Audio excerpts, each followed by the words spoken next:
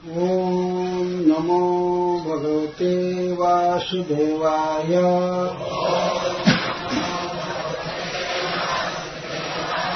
ॐ नमो भगवते वासुदेवाय।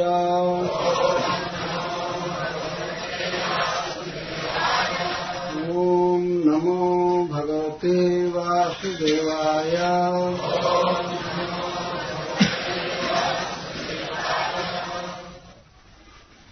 इति विप्रियमाकर्ण्य गोप्यो गोविन्दभाषितम्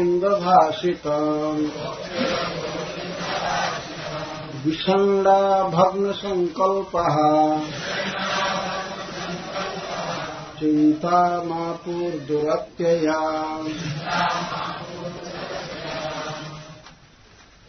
चालू करते हैं।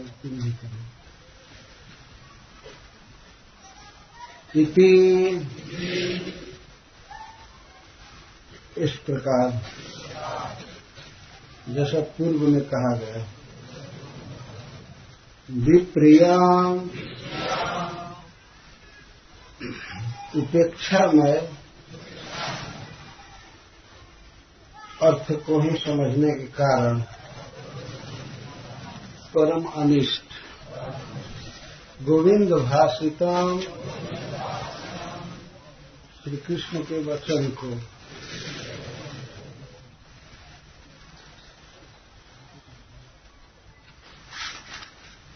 आकर्ण्य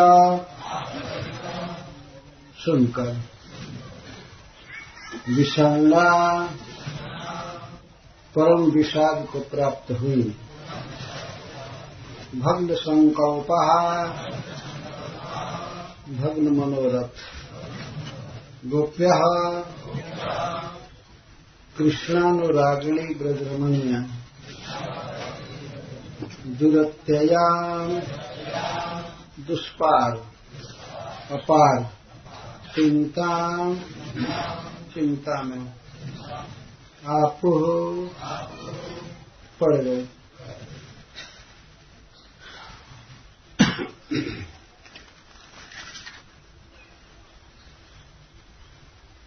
प्रातःकालीन बैठक में हम लोग सुन रहे थे श्री भगवान के उद्गार श्री गोपीजनों के प्रति। अपने निकट आई हुई परम प्रेममयी गोपियों को भगवान लौकिक धर्मों का उपदेश कर रहे थे।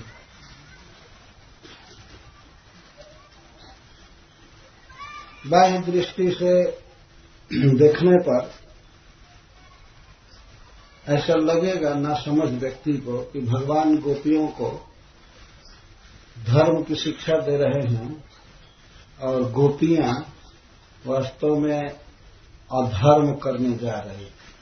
ऐसा लगता है कि वे अपने पति का त्याग करके और पति के बंधुओं का, पति की सेवा का त्याग करके और श्री कृष्ण से प्रेम करती हैं, श्री कृष्ण के पास आई हैं, श्री कृष्ण को सब कुछ मांग करके। तो यह गोपियों के द्वारा अधर्म हो रहा है और श्री भगवान उन्हें अधर्म में मन लगाने से मना कर रहे हैं और धर्म में रत होने के लिए प्रेरणा दे रहे हैं। परंतु जो अभिज्ञ हैं, जो जानते हैं भगवत के प्रसंग को, भगवान कृष्ण के स्वभाव को, तो वे भागवत के प्रसंग द्वारा ही ये बात समझ जाते हैं कि वास्तव में भगवान गोपियों को इस प्रकार का कोई उपदेश नहीं कर रहे हैं, क्योंकि उन्होंने स्वयं ही वेणुनाद करके उन्हें बुलाया है। जो सर्वोच्च साध्य है किसी जीव के लिए, उस साध्य को गोपियां प्राप्त कर चुकी हैं। और जितने भी साधन हैं, जैसे वर्णाश्रम धर्म का पालन, वेद का अध्ययन, यज्ञ, दान, तप, ये सब जो उत्कृष्ट साधन है किसी की उन्नति के लिए, प्राकृत धरातल से उठा करके जीव को उसके स्वरूप में प्रतिष्ठित करने के लिए अनेक साधन हैं। जहाँ लगी साधन वेद बखानी सबकर फल हरि भगति भवानी। जितने भी साधन है उच्च कोटि के और बड़े बड़े लोग संसार के उत्तरदायित्व का त्याग करके और कुछ बहुत परमार्थिक साधनों में लगे रहते हैं, अपने जीवन का परम सार पुरुषार्थ प्राप्त करने के लिए।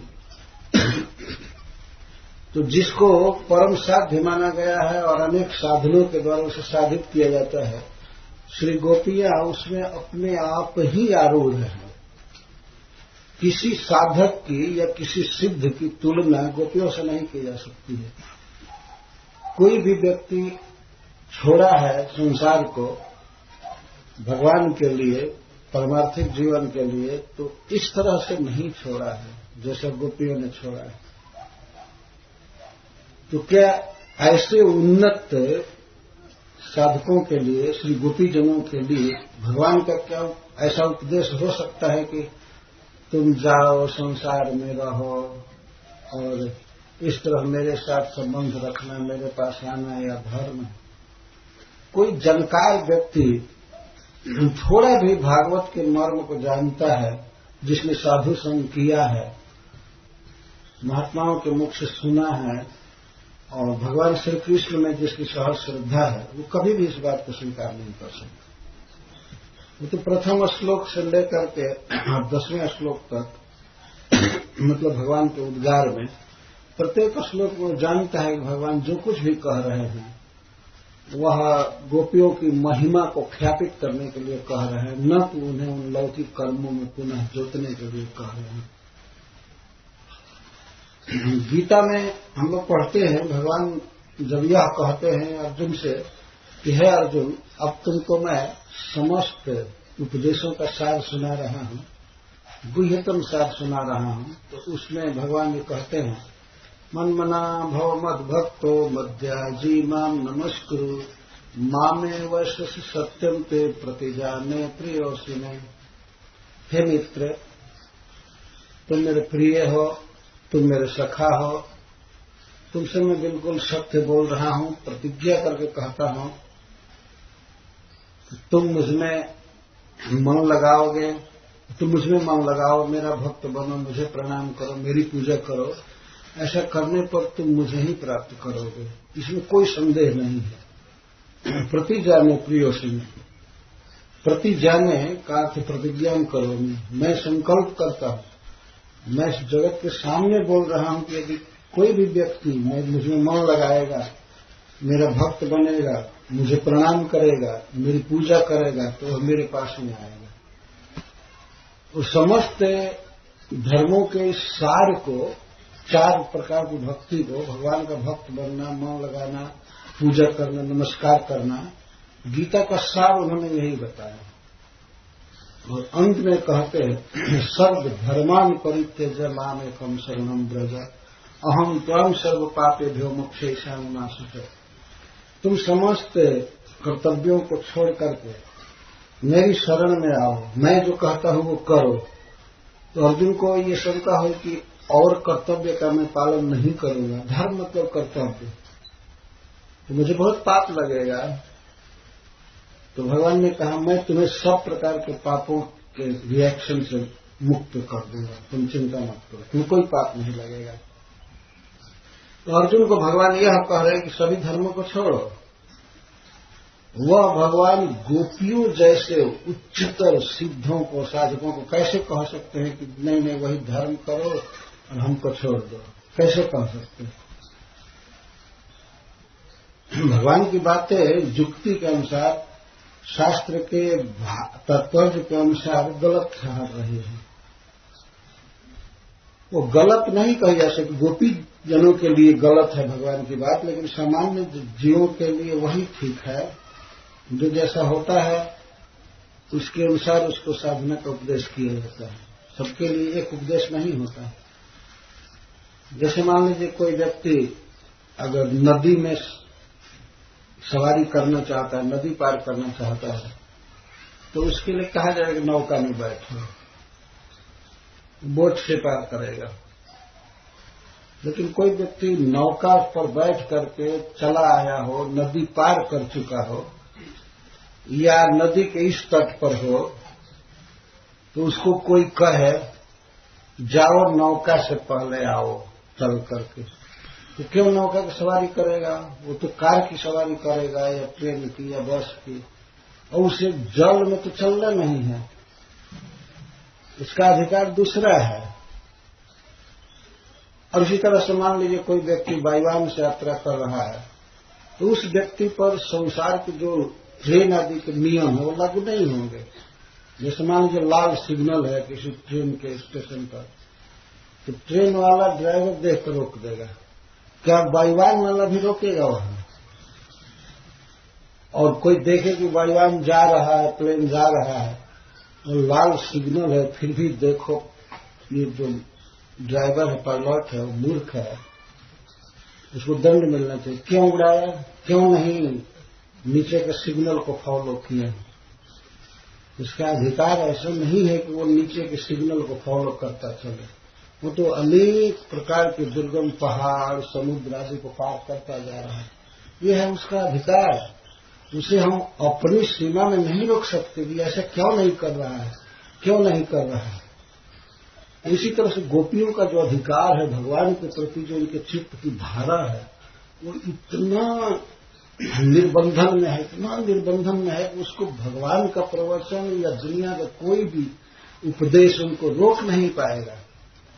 कृष्ण से इतना प्रेम करती है, तो भगवान जो कुछ भी बोल रहे थे वो जगत के सामने गोपियों के अधिकार को रखना चाहते थे, तो देखे कि गोपियां हैं क्या वास्तव में। तो आज तक लोगों के मन में संदेह छाया रहता है भगवान श्री कृष्ण के प्रति कि श्री कृष्ण इतने महान होकर भी पर स्त्रियों के साथ क्यों प्रेम किए, क्यों नृत्य किए, क्यों विहार करते हैं। आज तक लोग समझ ही नहीं पाते हैं, बहुत दुरूह विषय है। और जो साधक हैं, भक्त हैं, उनके मन में भी इस प्रकार की शंका बनी रहती है, ऐसे क्यों किया भगवान। इसीलिए बड़े बड़े लेखक, साहित्यकार लोगों ने लिखा है, जिनको मानता था समाज भारत में कि ये बहुत बड़े व्यक्ति हैं, लिखते हैं, प्रमाणिक लिखते हैं, ऐसे लोगों ने जब भगवान श्री कृष्ण पर लिखा है तो वे कहते हैं निश्चित ही द्वारका हस्तिनापुर के जो कृष्ण हैं वो ब्रज के नहीं है, वो ब्रज के दूसरे कृष्ण थे।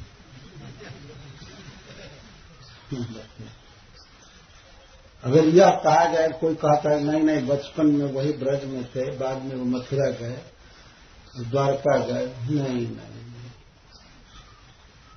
एक व्यक्ति इस तरह से बदल नहीं सकता। कहां दही माखन की चोरी करके खाने वाला, गोपियों के साथ नाचने वाला, उनसे प्रेम करने वाला, और वो व्यक्ति कैसे कुरुक्षेत्र के युद्ध का नेतृत्व कर सकता है, उसकी अग्र पूजा हो हस्तिनापुर में सबके सामने? नहीं नहीं, वो दो है, ऐसा ही लिखा करता है।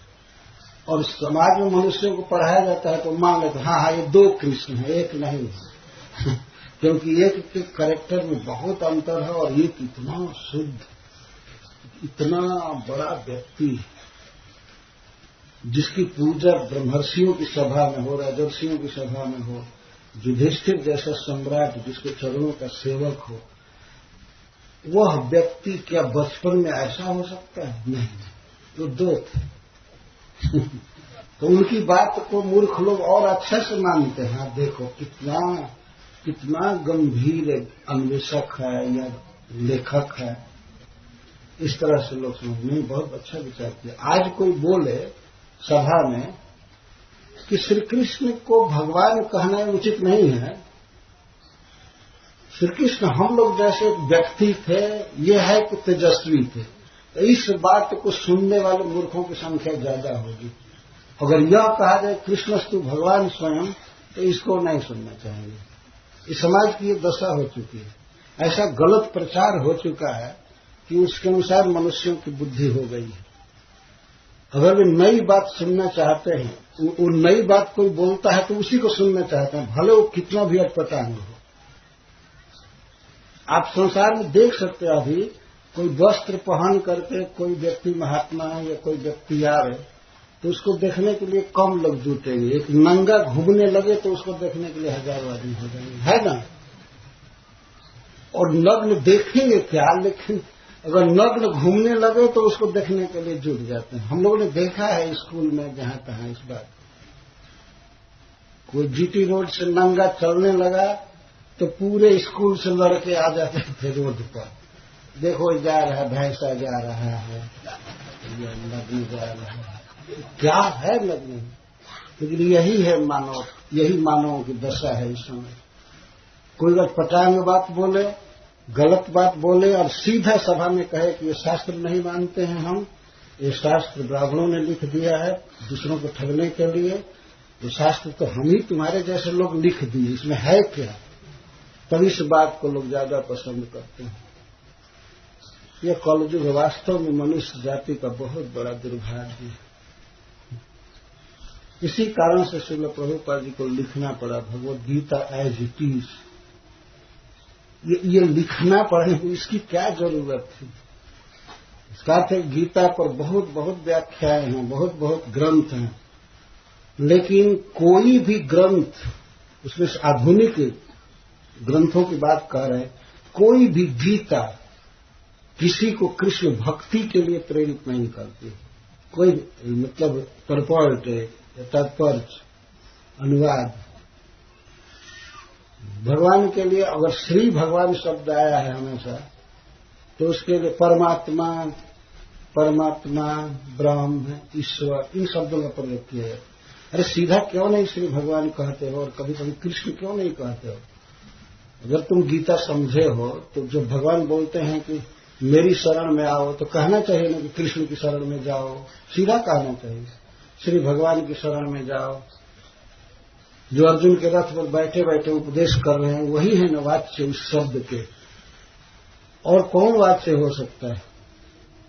और लिखते नहीं, जो अर्जुन के रथ पर बैठे हैं वो कृष्ण नहीं, कृष्ण के भीतर जो ब्रह्म है उसकी शरण में जाओ। वो तुम्हारे भीतर भी है, हमारे भीतर भी है, और कृष्ण के भीतर भी है। बाप रे, इतना बड़ा अन्याय संसार में हो रहा है। भगवान में देह देही का भेद करते हैं, भगवान को साधारण जीव समझते हैं। जो लोग वैष्णव परंपरा में हैं और परंपरा से जिन्होंने सुना है, वे लोग कृष्ण के विषय में ऐसा संदेह कभी नहीं कर सकते। जानते हैं कि भगवान श्री कृष्ण नख से सिख तक ब्रह्म है, चेतन है, परम आत्मा है, परम ईश्वर है, इस बात को समझते हैं। अतः कभी भी मनुष्य में, कृष्ण में मनुष्य बुद्धि नहीं कर सकते, और मनुष्य की जो कमजोरियां हैं वो कृष्ण पर आरोपित नहीं कर सकते। अतः सदा सत्संग में रहना चाहिए, बारंबार कृष्ण की महिमा को सुनना चाहिए, यह आवश्यक है, नहीं तो भ्रम होने में देर नहीं लग सकती। भगवान की लीलाएं ही ऐसी हैं, लोकोत्तर लीलाएं। लोकोत्तर लीला जैसे ये लीला है, बांसुरी बजा करके ब्रजज्योतियों को बुलाना और उनके साथ अनेक प्रकार से दिव्य नृत्य करना और अनेक विहार करना, इसको यदि वास्तव में कोई वैष्णव नहीं है और परंपरा से गुरुमुख आदि से सुना नहीं है तो वह व्यक्ति भी भ्रमित हो जाए, वो निश्चित भ्रमित हो जाएगा, भगवान पर दोष बुद्धि करेगा। और जो जिसकी कृष्ण में दोष बुद्धि हो गई वो व्यक्ति क्या परमार्थिक सुख पाएगा, क्या विकास करेगा। तो कुछ भी आडंबर करे, कुछ भी साधु का भेष दिखावे, कुछ भी, पर भगवान के प्रति यदि दोष बुद्धि हो गई तो नष्ट हो गया। संशयात्मा विनश्यति, भगवान कहते हैं। इसी के लिए कह रहे हैं, यदि कोई भगवान के विषय में संशय करता है तो विनष्ट हो जाता है, वो फिर ठीक रास्ते पर नहीं आ पाता है। अतः हम लोगों को भगवान के वचनों का यथार्थ अध्ययन करना चाहिए, भगवान क्या बोल रहे हैं। और अभी आप देखेंगे कि भगवान ने उस तरह का प्रवचन किया, परंतु गोपियों की प्रार्थना के बाद, गोपियों की उक्ति के बाद भगवान ने बिल्कुल स्वीकार किया उन्हें। ऐसे देखने लगता है भगवान के वाणी में व्यतिरेक हो रहा है, पहले धर्म पालन की शिक्षा दे रहे थे और फिर जो गोपियां चाहती थी वही उन्होंने किए। तो गोपियों के वचन से भगवान के जो वचन हैं वो निरस्त होकर दिए गए। तो भगवान के वचन को सुन करके गोपियों पर क्या असर हुआ, क्या प्रभाव हुआ, इसका वर्णन श्री सुखदेव गोस्वामी कर रहे हैं। निरंतर इस बात पर ध्यान रखना चाहिए कि इस राष्ट्र प्रसंग के वक्ता हैं परमहंस चूड़ामणि सर्वज्ञ श्री सुखदेव गोस्वामी, उनके मुख से निकला हुआ है, इसलिए यह प्रसंग उत्कृष्ट है। इतना तो पहले ही मान लेना चाहिए, अपने आप मान लेना चाहिए कौन व्यक्ति बोल रहा है। अब देखिए, जब बीच में महाराज परीक्षित ने प्रश्न किया, उस प्रश्न का समाधान केवल 3-4 श्लोकों में करके और फिर कहते हैं सुनो। इसका मतलब सुखदेव गोस्वामी की बहुत आसक्ति है भगवान की इस लीला में, वे इसी में वास्तव में जीवन भर रहते हैं, अभी भी वे हैं। इतनी आसक्ति है कि प्रश्न के बाद भी वे उसी को कहते हैं सुनो सुनो। झुंझला गए, थोड़े देर के लिए महाराज परीक्षित के प्रश्न को सुन करके झुंझला गए। क्या हो गया? जैसे कोई भोजन में पत्थर पड़ जाए, किरकिरा दांतों के अंदर, वैसे लगाए क्या कर दिया। तो डांटते हुए से फिर चालू किए। भगवान के वचन का प्रभाव गोपीजनों पर क्या हो, इसका वर्णन करते हैं। इति विप्रियमाकर्ण्य गोप्यो गोविंद भाषितम् विषण्णा भग्न संकल्पश्चिंता मापुर्दुरत्ययाम्। इसका अन्वय इस तरह से है। इति विप्रियम उपेक्षामयत्वेन अवगमात् परम अनिष्टम गोविंद भाषितम् गोकुलेन्द्रत्वेन निज सहज प्रेम भर विषयस्य श्रीकृष्णस्य स्फुटमेव वचनम आकर्ण्य श्रुत्वा विषण्णा परम विषादं प्राप्ताः भग्न संकल्पाः भग्न मनोरथाः गोप्यः कृष्णानुरागिण्यः ब्रजरमण्यः दुरत्ययां दुष्पारां चिंतां अनिष्ट प्राप्ति जनितम ध्यानम आपु प्रापु।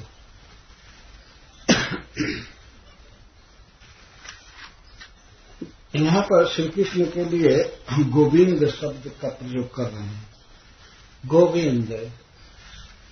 गोविंद के 2 मुख्य अर्थ ब्रजलीला में लिए गए। जो गायों के पालक हैं, गायों के रक्षक हैं, परम ईश्वर होते हुए भी इतना कोमल हृदय कि गायों को चराने के लिए परिश्रम किए, ब्रज में रहते हैं। और दूसरा गोविंद का अर्थ है, गो का अर्थ इंद्रियां, जो इंद्रियों को परम सुख देते हैं, जो आंखों के लिए अमृत हैं, जो वचन के लिए, वाणी के लिए सौभाग्य के विषय हैं, वाणी के लिए अमृत है, कान के लिए अमृत है, जिनका स्पर्श कोटि कोटि चंद्रमा से भी अधिक शीतल और आनंददायक है, और जिनके असमूर्ध सुगंध को नासिका पा करके सदा के लिए निहाल हो जाती है। तो इस तरह जो इंद्रियों में आह्लाद उत्पन्न करते हैं, सुख उत्पन्न करते हैं सभी जीवों के, इनको गोविंद कहा जाता है। देखो, जो गोविंद हैं वे आज समस्त इंद्रियों में विष ज्वाला भर रहे हैं, ऐसे इनको नहीं बोलना चाहिए। इनको तो इंद्रियों को सुख देने वाला वचन बोलना चाहिए, कानों के लिए अमृत हो सब कुछ। तो सुखदेव गोस्वामी एक प्रकार से व्यंग कर रहे हैं। गोविंद आज ऐसे उल्टा वचन बोल रहे हैं, इनको ऐसे नहीं बोलना चाहिए। श्री सुखदेव गोस्वामी का अपना विचार है, गोपियों के साथ भगवान को इतना कठोर नहीं बोलना चाहिए। अथवा गोविंद भाषण गोकुलेन्द्रत्व न निज सहज प्रेम भर विषय से श्री कृष्ण से। श्री कृष्ण चूंकि गोकुलेन्द्र हैं, गौओं के आवास के, ब्रज के ईश्वर हैं, अतः गोपियों के प्रेम के सहज विषय हैं, सहज प्रेमास्पद है। अपने कोटि कोटि प्राणों से भी अधिक प्रेम करती हैं गोपियां श्री कृष्ण से, और ऐसे श्री कृष्ण के भाषितम वचन को उन्होंने सुना। भाषितम का है अर्थ स्पष्ट वचन। गोविंद भाषितम आकर्ण, एक एक बात को समझ रही थी और प्रत्येक वचन उनको गृह प्रत्यावर्तन के लिए प्रेरित कर रहा है। कृष्ण का एक भी वचन मतलब उपेक्षा में अर्थ करने से ऐसा नहीं था जो गोपियों को प्रोत्साहित करे कि हे प्रियाओं, तुमने अच्छा किया कि हमसे प्रेम किया, तुम आई, बहुत अच्छा हुआ, बहुत अच्छा हुआ, ऐसा कोई नहीं अर्थ आ रहा है। ये भी सारा अर्थ वैसा ही है, परंतु गोपियों ने एक बार मान लिया कि ऐसे उपेक्षा कर रहे हैं तो वही अर्थ सूझने लगा। गोविंद के इस भाषितम को आकर्ण, आ का अर्थ सम्यक और कर्ण का अर्थ कान लगा करके, सुन करके, आकर्ण का अर्थ सुन करके बहुत ध्यान से विचार करके विषण्णा, विषाद में डूब गई। विषण्ण, विषाद, शोकग्रस्त हो गई, परम विषादम प्राप्त, दुख में पड़ गए। सब कुछ त्याग करके जिसकी शरण में आई और वही ऐसा बोल रहा है कि नहीं नहीं, यह धर्म हो रहा है, यह पाप होने जा रहा है, तुम अपने धर्म को देखो, तुम घर जाओ, क्या कर डाला तुम लोगों ने, यहां आई यही अनुचित है, फिर मेरे साथ रहना और मेरे साथ नृत्य आदि करना, मेरे साथ विहार करना, ये तो कितना बड़ा धर्म होगा। भगवान के वचन से सब व्यक्त हो रहा था। इस कारण से गोपियां विषाद में पड़ गई। गोपियों के जीवन का यह संकल्प था कि हम सब कुछ छोड़ करके कृष्ण के साथ रहेंगे, सब कुछ छोड़ करके, यही संकल्प था। और वे घर में रह रही थी तो रह रही थी बाध्य होकर के। दो तरह की बाध्यता थी। एक तो सबसे बड़ी बाध्यता थी प्रियतम का वचन। जब उन्होंने चिरहरण के समय कहा था कि तुम लोग रहो, अपने घर पर रहो और आगामी शरद काल की रात्रियों में मेरे साथ तुम्हारा विहार होगा, इसको उन्होंने स्वीकार किया था कि मैं विहार करूंगा, तुम्हें मैं रखूंगा लोक की अपेक्षा पूरा छोड़ करके। लेकिन इसके साथ जो उन्होंने कहा कि तुम घर पर रहो, तो इस कारण से उन्हें घर पर रहना पड़ रहा। और दूसरा रहने का कारण यह भी था कि श्री कृष्ण अभी बुलाए नहीं थे उनको, घर पर रहने के लिए कहे थे और बुलाए नहीं थे, अतः लोक लाज और सब कुछ देख करके उन्हें घर पर रहना पड़ रहा था, बाध्य होकर के, अपनी इच्छा से नहीं। अपनी इच्छा तो स्वप्न में भी नहीं थी कि हम वहां रुके रहें। जैसा उनके वचन से आगे प्रकट होगा, वे कहती हैं कि हमारे पैर आपके चरण तल से एक पग भी नहीं जा रहे हैं, हम कैसे जाएं। और यदि भगवान मान लीजिए कहे कि मैं आगे आगे चलता हूं, चलो मैं पहुंचा आता हूं घर पर, तो कहते नहीं, हम नहीं जा सकती। आप वृंदावन में हैं तो हम आपके पास आ रहे हैं, आप ब्रज में जाएंगे, हम आपके साथ नहीं आ सकते, नहीं जा सकते, ब्रज की ओर नहीं जाते। और मान लीजिए यदि आप कहें कि हम आगे आगे चलते हैं, चलो, और आप हमें पहुंचा भी दे, तो हम वहां जाकर करेंगे क्या। हाथ की वृत्ति को आपने छीन लिया है, पैर की वृत्ति को छीन लिया, चित्त को छीन लिया, इस हाथ से अब हम दूसरे की सेवा कभी नहीं कर सकती। ये हाथ आपके लिए है, ऐसा साफ कहती है।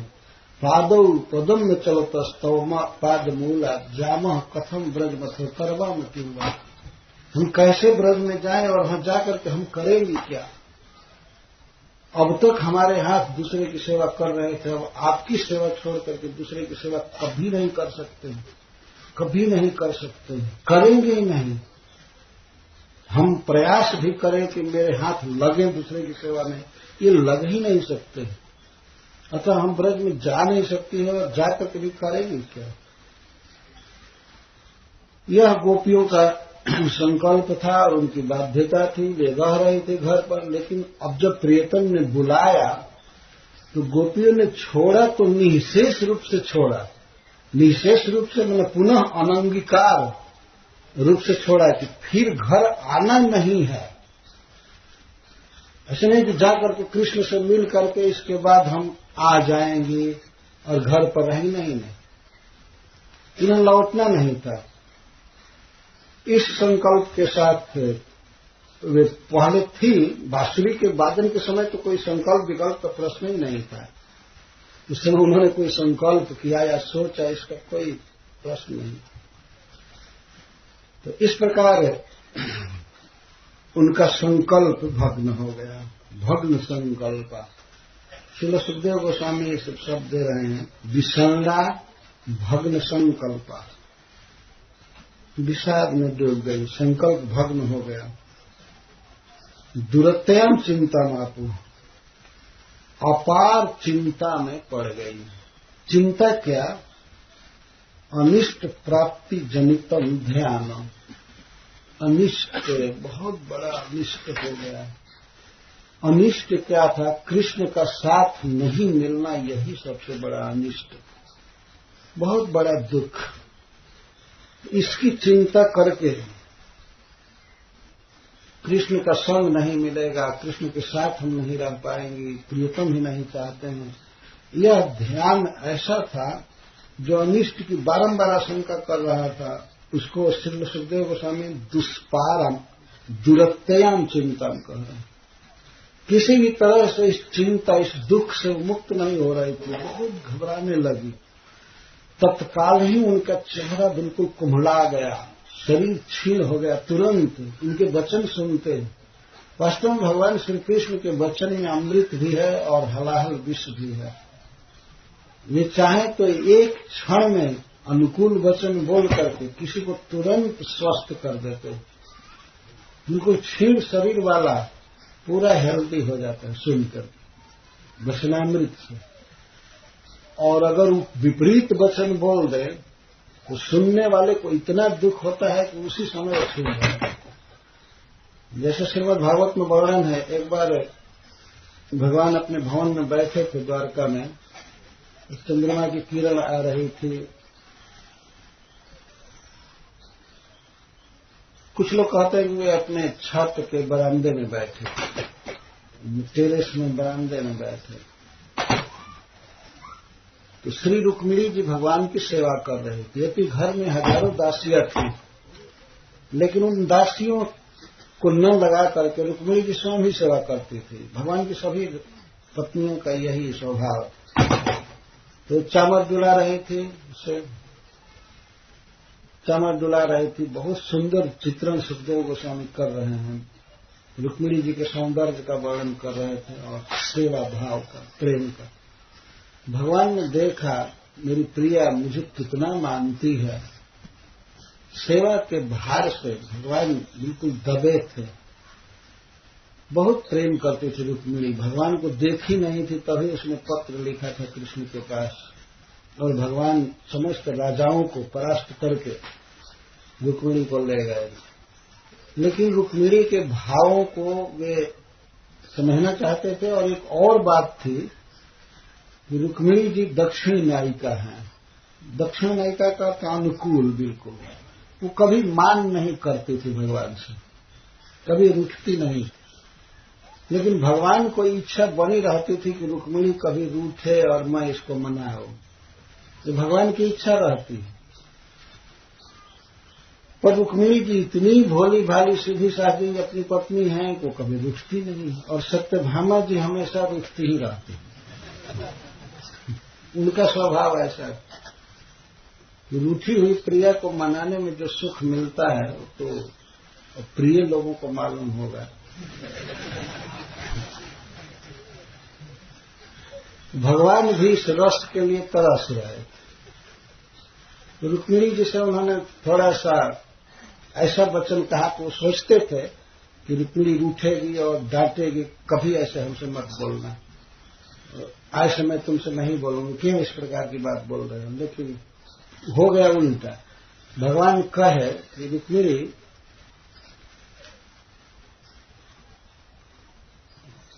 देखती हो मेरा क्या स्वरूप है। मैं कोई राजा नहीं हूं।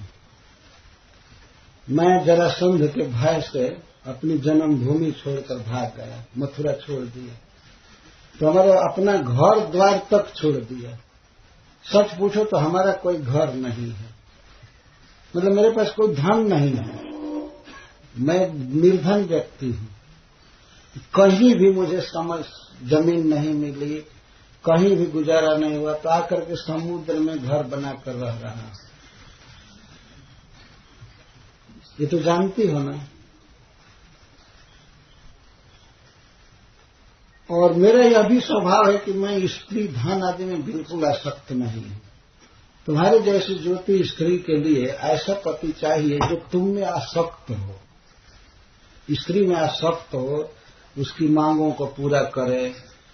कई तरह से स्त्री की मांग होती है, उसे अलंकार दे, घर दे, सब कुछ दे। लेकिन मैं चूंकि आसक्त नहीं हुआ तो मैं कब तक कुछ करूंगा कोई ठिकाना नहीं। और हमसे जानती हो कौन लोग प्रेम करते हैं? ये फकर बाबा जी लोग हमसे प्रेम करते हैं। इस सांसारिक सुख चाहने वाले लोग हमसे प्रेम नहीं करते हैं, और इसलिए कि मैं प्रतिदान करता नहीं हूं। इसमें भी रहस्य था भगवान की बोलने का। तो देखो, किसी स्त्री लंपट राजा से विवाह कर लो, हमसे आशा मत करो कि ये सुख देंगे, ये करेंगे, वो करेंगे। हम कब तक है, कब छोड़ देंगे, कोई ठीक नहीं। और हमको वैसे ही निर्धन बाबा जी लोग ही अच्छे लगते हैं। हम इस धन स्त्री में आसक्त नहीं है। तो मान लीजिए अगर रुक्मिणी पूछती कि तब आप क्यों गए वहां गए थे भगवान कुंडनपुर आप क्यों गए थे मेरा अपहरण करने के लिए? तो भगवान अपने आप ही एक प्रश्न की आशंका करके कहते हैं, असल बात है रुक्मिणी की ये शिशुपाल आदि, जरासंध आदि जो थे, वो मुझसे बहुत द्वेष करते हैं और वो बनते हैं बहुत अपने को वीर। तो उनका मान मर्दन करने के लिए मैं गया था, वास्तव में तुम्हारे लिए नहीं गया।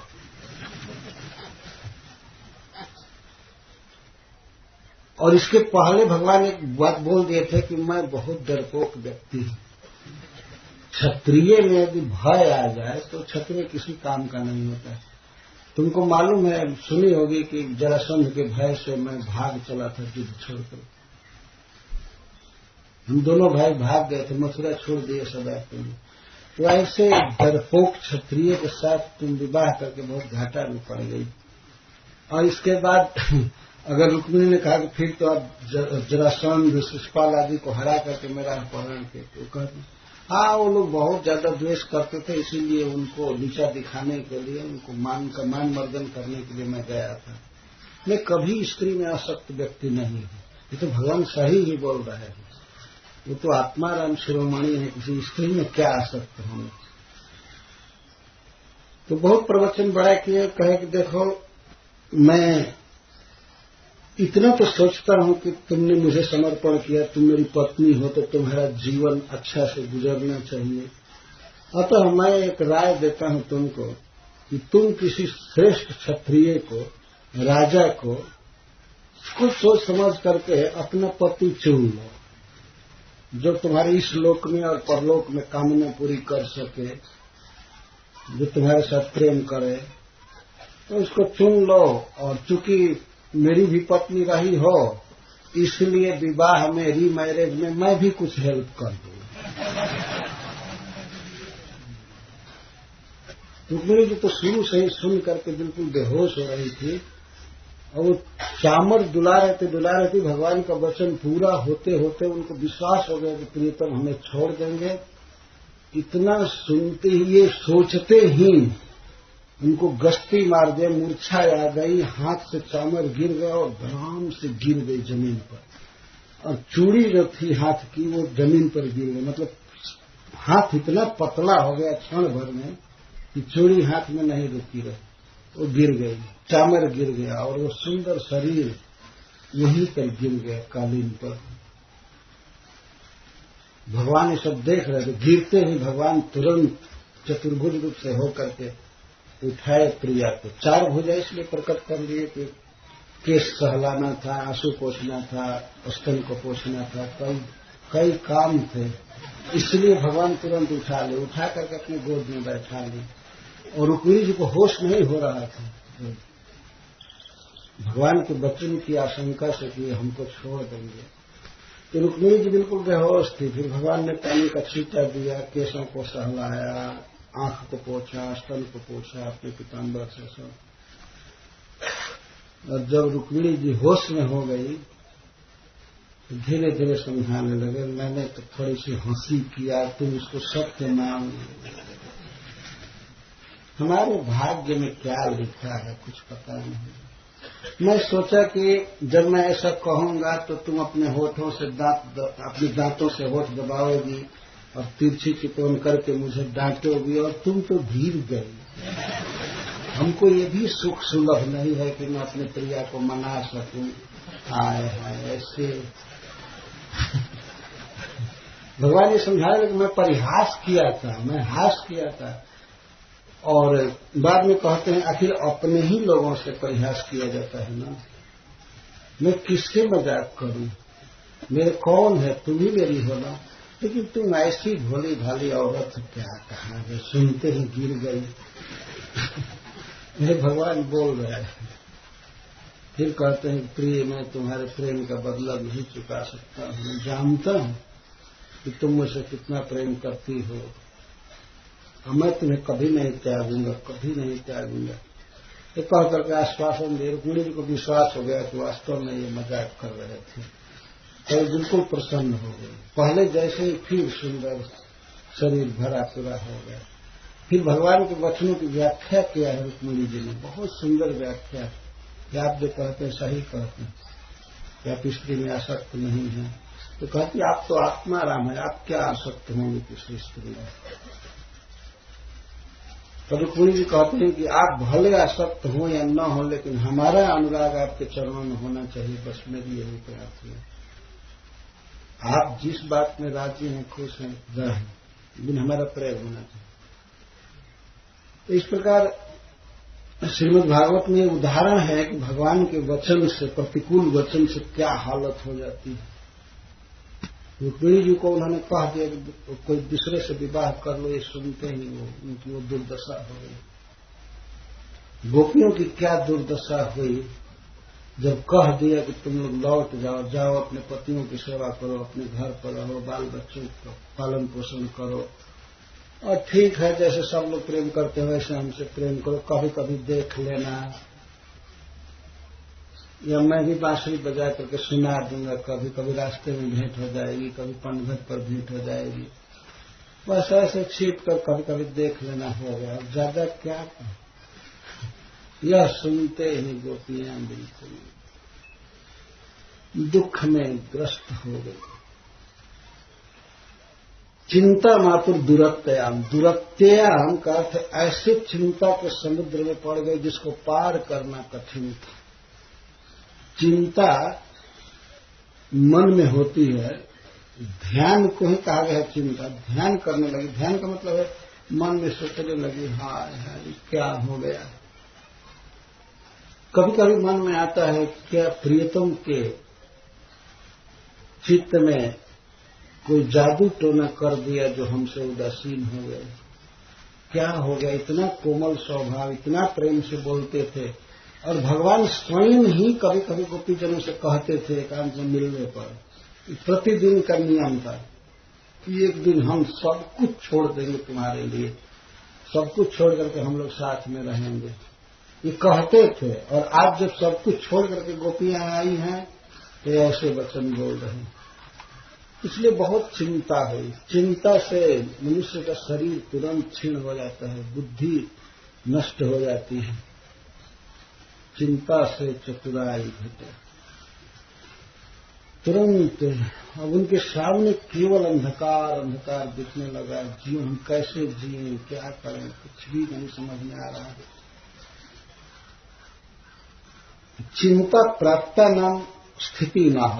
श्रीपाद स्वामी जी लिखते हैं कि चिंता से ग्रस्त गोपियों की क्या दशा हुई, क्या स्थिति थी, इसका वर्णन सुखदेव जी करते हैं। कृत्वा मुखान्यवशुचः श्वसनेन शुष्यात् बिम्बाधरा विचरणेन भुवं लिखन्त्यः अश्रयेरुपातमसिभिः कुचकुङ्कुमानि तस्थूर्मृजन्त्यवुर्दुःखभरास्मृतिः। दुख भरा, भर का संस्कृत में अर्थ होता है भार, वजन। अतिशय दुख के भार से ग्रस्त हो गए। मनुष्य के मन में जो दुख है वह एक बहुत भारी वजन के समान होता है। उरु दुख भरा, उरु दुख, दुख से भरो भारो जसंता कृष्णोपेक्षितत्व महादुख भार पीड़िता गोप्य। देखिए, ध्यान देना चाहिए कि गोपियों के जीवन में क्या कमी हुई है। पति है, घर में धन है, सब कुछ है, पर श्री कृष्ण ने उपेक्षा कर दिया तो उन्हें ऐसा लगा कि हमारे जीवन में कुछ भी नहीं रहा, कुछ भी नहीं रहा। और जबकि वो झूठा वचन है भगवान का, कोई सत्य नहीं था कि भगवान ने वास्तव में त्याग दिया हो, नहीं, ऐसा नहीं। केवल बनावटी वचन बोल करके भगवान ने ऐसा भाव व्यक्त कर दिया कि हम स्वीकार नहीं कर रहे हैं, उपेक्षा कर रहे हैं। तो इसके कारण गोपियों का दुख का भार बहुत बढ़ गया। उरु दुख, उरु का अर्थ बहुत अधिक, दुख का अर्थ दुख, और भर का अर्थ भार से पीड़ित। अतिशय दुख के भार से पीड़ित हो गए, दुखित हो गए। और इस कारण शुचः श्वसनेन उनकी दीर्घ लंबी लंबी और गर्म सांस चलने लगी। शोक में गर्म सांस निकलती है। एक तो लंबी लंबी सांस, चिंता के कारण। गोपियां परम सुंदर हैं, भगवान श्री कृष्ण की प्रेयसियां हैं, उनके सौंदर्य की कोई तुलना नहीं है। लक्ष्मी से भी कोटि कोटि गुना अधिक सुंदरी है। पर श्रील सुखदेव गोस्वामी मानो ध्यान से उनकी दुर्दशा को देख रहे हैं भगवान की बात सुनने के बाद। तो कहते हैं अच्छे दुख के भार से पीड़ित हो गई। और शुचः श्वसनेन, शुचः मतलब शोक के श्वास निकलने लगा। शुचः का अर्थ सूखा सूखा सांस, गरम गरम हवा निकलने लगी सांस से। और इस कारण से सुस्थित बिंबाधराणी, उनके बिंब के समान, कुंदरू फल के समान लाल लाल जो होठ थे वे बिल्कुल सूख गए, सुस्थित। गर्म शोक के कारण गर्म सांस निकलने लगी तो उसके कारण होठ सूखने लगे। सुस्यंतः बिंब तुल्य अधरा जासुतानी मुखानी अवह कृत्वा, जिन मुखों में, जिस मुख पंकज में बहुत सुंदर सुंदर अधर हैं, बिंब फल के समान अधर, वे शोक के कारण उष्ण स्वास्थ्य से बिल्कुल सूख गए। तो ऐसे सूखे हुए अधरों से युक्त अपने मुखों को, मुखानी बदनानी अवह कृत्वा, वे नीचे कर ली। तुरंत मुख झुक गया। जो पहले अपने प्रियतम को देख रही थी, सामने से प्रसन्न थी, लेकिन भगवान के वचन को सुन करके वो मुख बिल्कुल नीचे हो गया। मुखानी अवह कृत्वा चरणे न भुवन लिखंत, और अपने बाएं पैर के अंगूठे से पृथ्वी पर लिखने लगी। मानो वे धरती से विनय कर रही हैं कि हे मां पृथ्वी, तुम फट जाओ, हम इसमें समा जाएं। और ऐसे कृष्ण विहीन जीवन से उनको क्या मतलब है, इस तरह से सोच रही है। अथवा यह स्त्रियों का स्वभाव है, दुख के समय वे अपने पैर से नख से धरती लिखने लगती, क्रोधने लगती, ये स्वभाव। तो चरणे न भुवन लिखंत उपातमस भी अश्रय कुंच कुंकुमानी मृजंत। आंसू का विषय, और आंसू निकलने लगे, झरझर आंसू चुनने लगे तुरंत। साधारण आंसू नहीं आ रहे थे, बहुत आंसू उमड़ने लगे शोक के कारण। तो हृदय में आग लगती है, चिंता होती है, तो अपने आप आंखों से आंसू चुनने लगते हैं। कि देखा गया है कि गोपियों को अब इससे बड़ा दुखमय वातावरण कुछ भी नहीं मिलता। कृष्ण स्वीकार नहीं कर रहे हैं तो आंसू चूने लगे। कैसे आंसू? उपात मसी भी। उपाता मसय, मसी का अर्थ है कज्जल, काजल। आंखों में जो काजल की थी वो काजल से युक्त आंसू चूने लगे। आंसू इतने उमड़ रहे थे कि आंखों के काजल को धोने लगे। इस कारण से वे आंसू बिल्कुल सांवले दिख रहे थे, काले काले आंसू निकल रहे थे। आंखों से निकल करके आंसू काजल को धो करके और चूने लगे, झकझक चूने लगे। दोनों नेत्रों से आंसू छू रहे थे, दोनों स्तन पर पड़ रहे थे। और कुछ कुंकुमानी मृजंत्य, अपने वक्षस्थल पर लिप्त कुंकुम आदि अवलेप को मृजंत्य छालयंत, वो धोने लगे। इतना आंसू निकल रहे थे कि स्तन पर कुछ कुंकुम को धोने लगे, काले काले आंसू। और इस तरह तुष्णिम तस्थुष्ण, वो बिल्कुल चुप रह गए। मुख से कोई बोली नहीं निकल रही थी कि हम प्रियतम को क्या समझाएं, क्या जवाब दें। केवल दुख में पड़ करके इस तरह से रोने लगे। परंतु ये मूर्छित नहीं हो पाई, गिर नहीं पाई धरती पर। इसका कारण यह था कि प्रियतम श्याम सुंदर के वचनों की कभी कभी कुछ उन्होंने व्याख्या किया, सोचा तो उसमें अपेक्षा भी झलक रही थी। बस यही कारण था।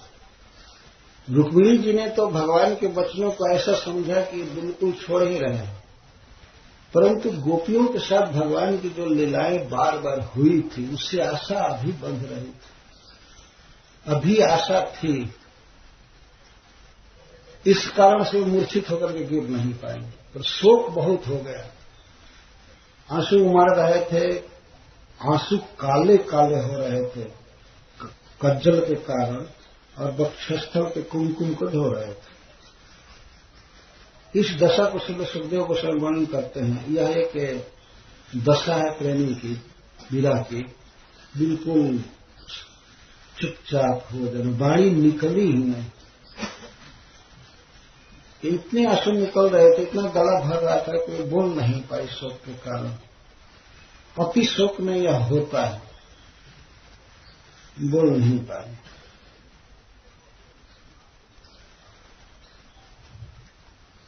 रो रहे थे। मानो सुखदेव गोस्वामी बिल्कुल चित्र खींच रहे हों, देख रहे हों बिल्कुल सामने किस तरह से गोपियों की दशा हुई है।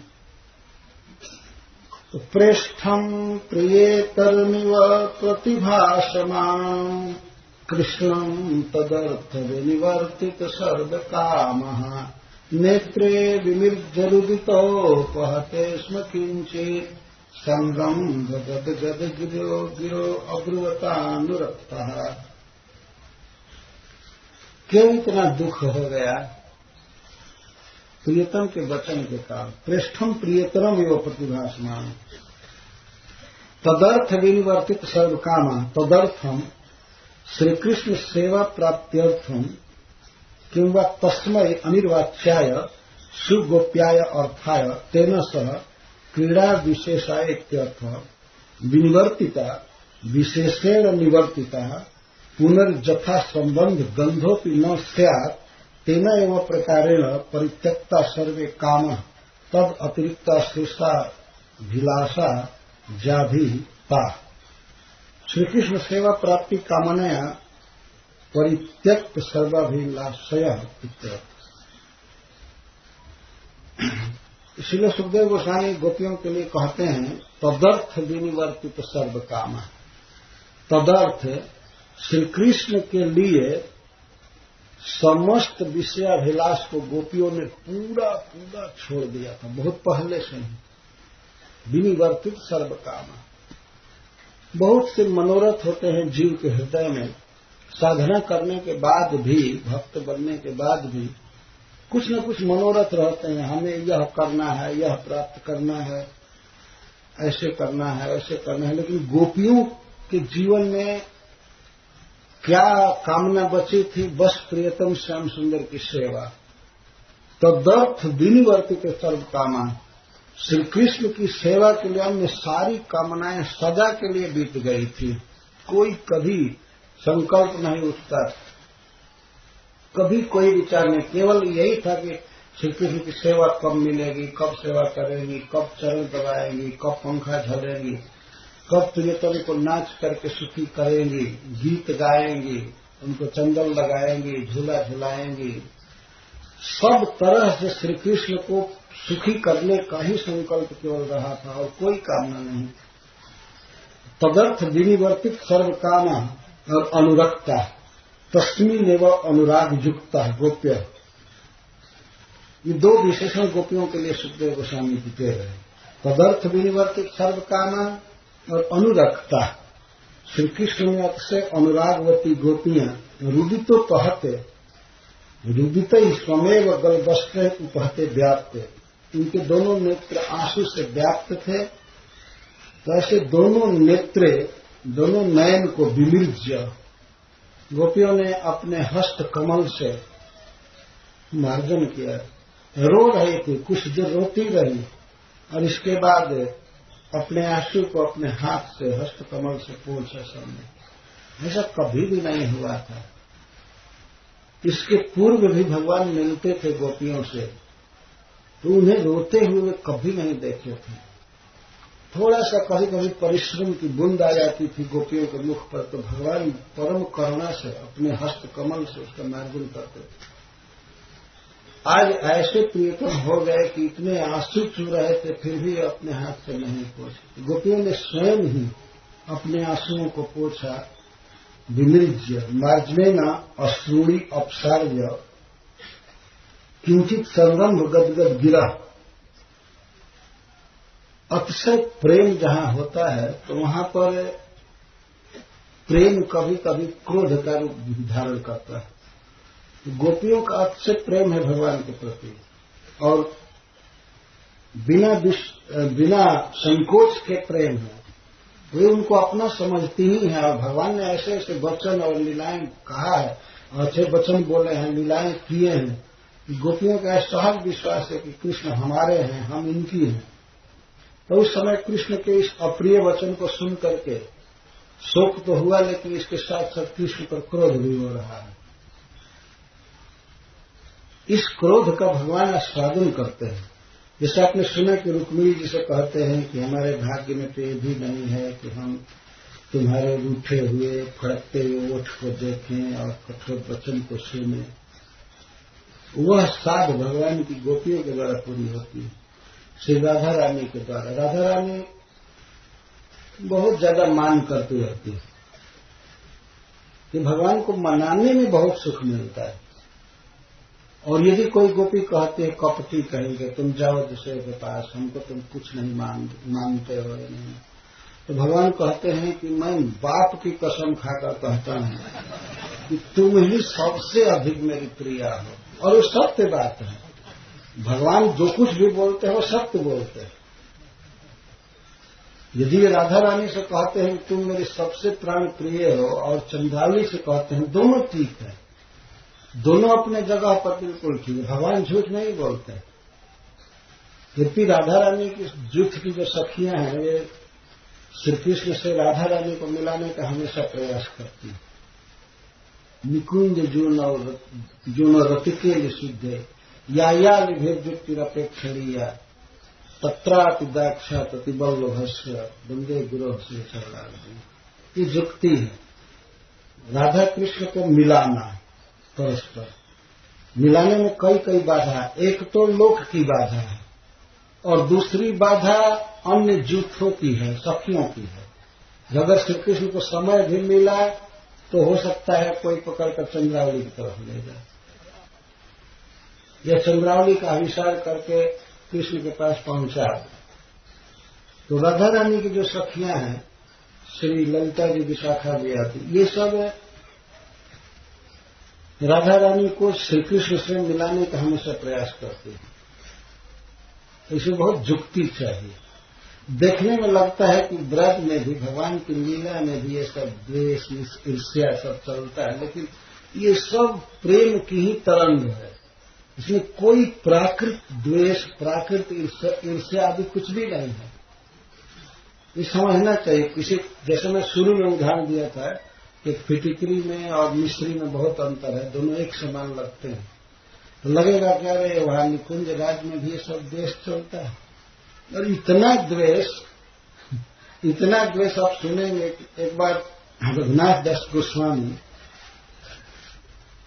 इनके लिए विषय में कथा है कि सखी गांव में दोना मिलता था, पत्ते वृक्ष में ही दोना बन जाता है।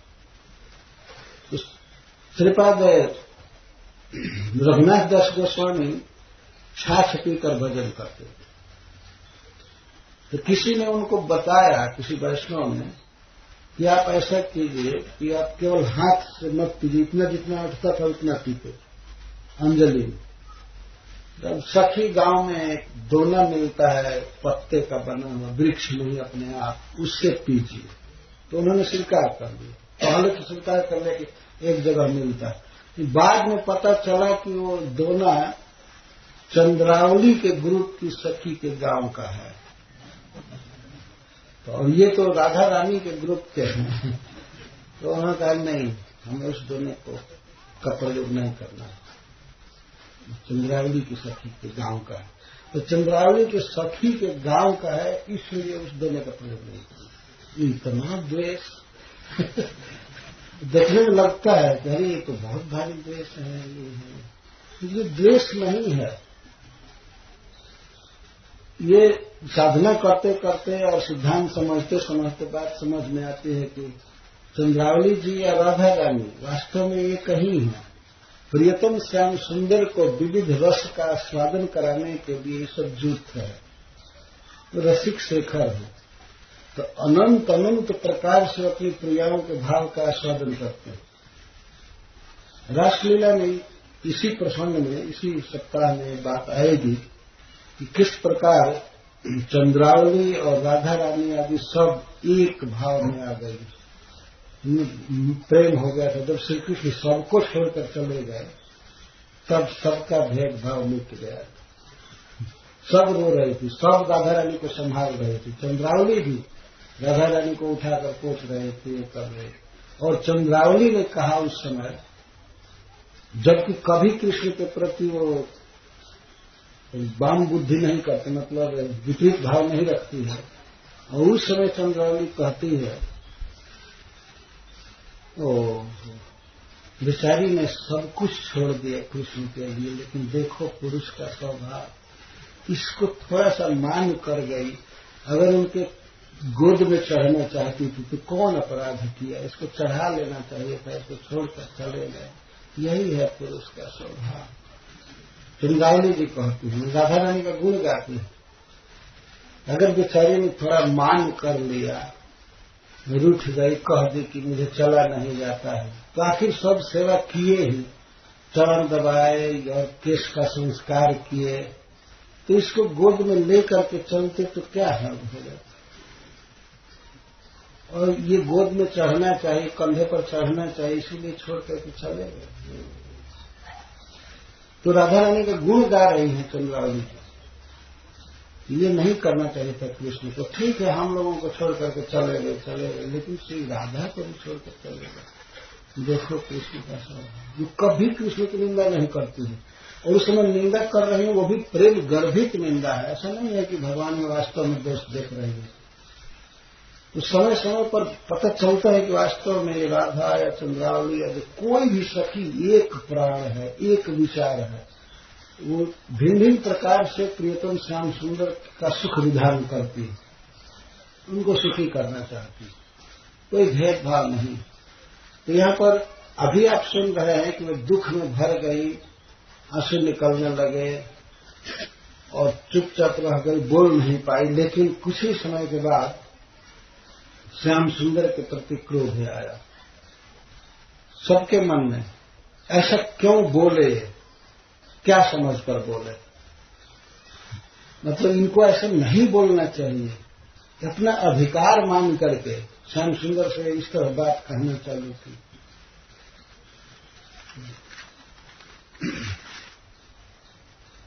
आंखों के आंसू को पोंछ करके किंचित संरंभ गदगद गिरा। किंचित संरंभ है, संरंभ का अर्थ होता है प्रणय कोप, प्रेम कोप से गदगद कंठ हो रहा था। उसमें बोलना चालू की। अभी भी जैसे बच्चे कभी कभी सिसकते हैं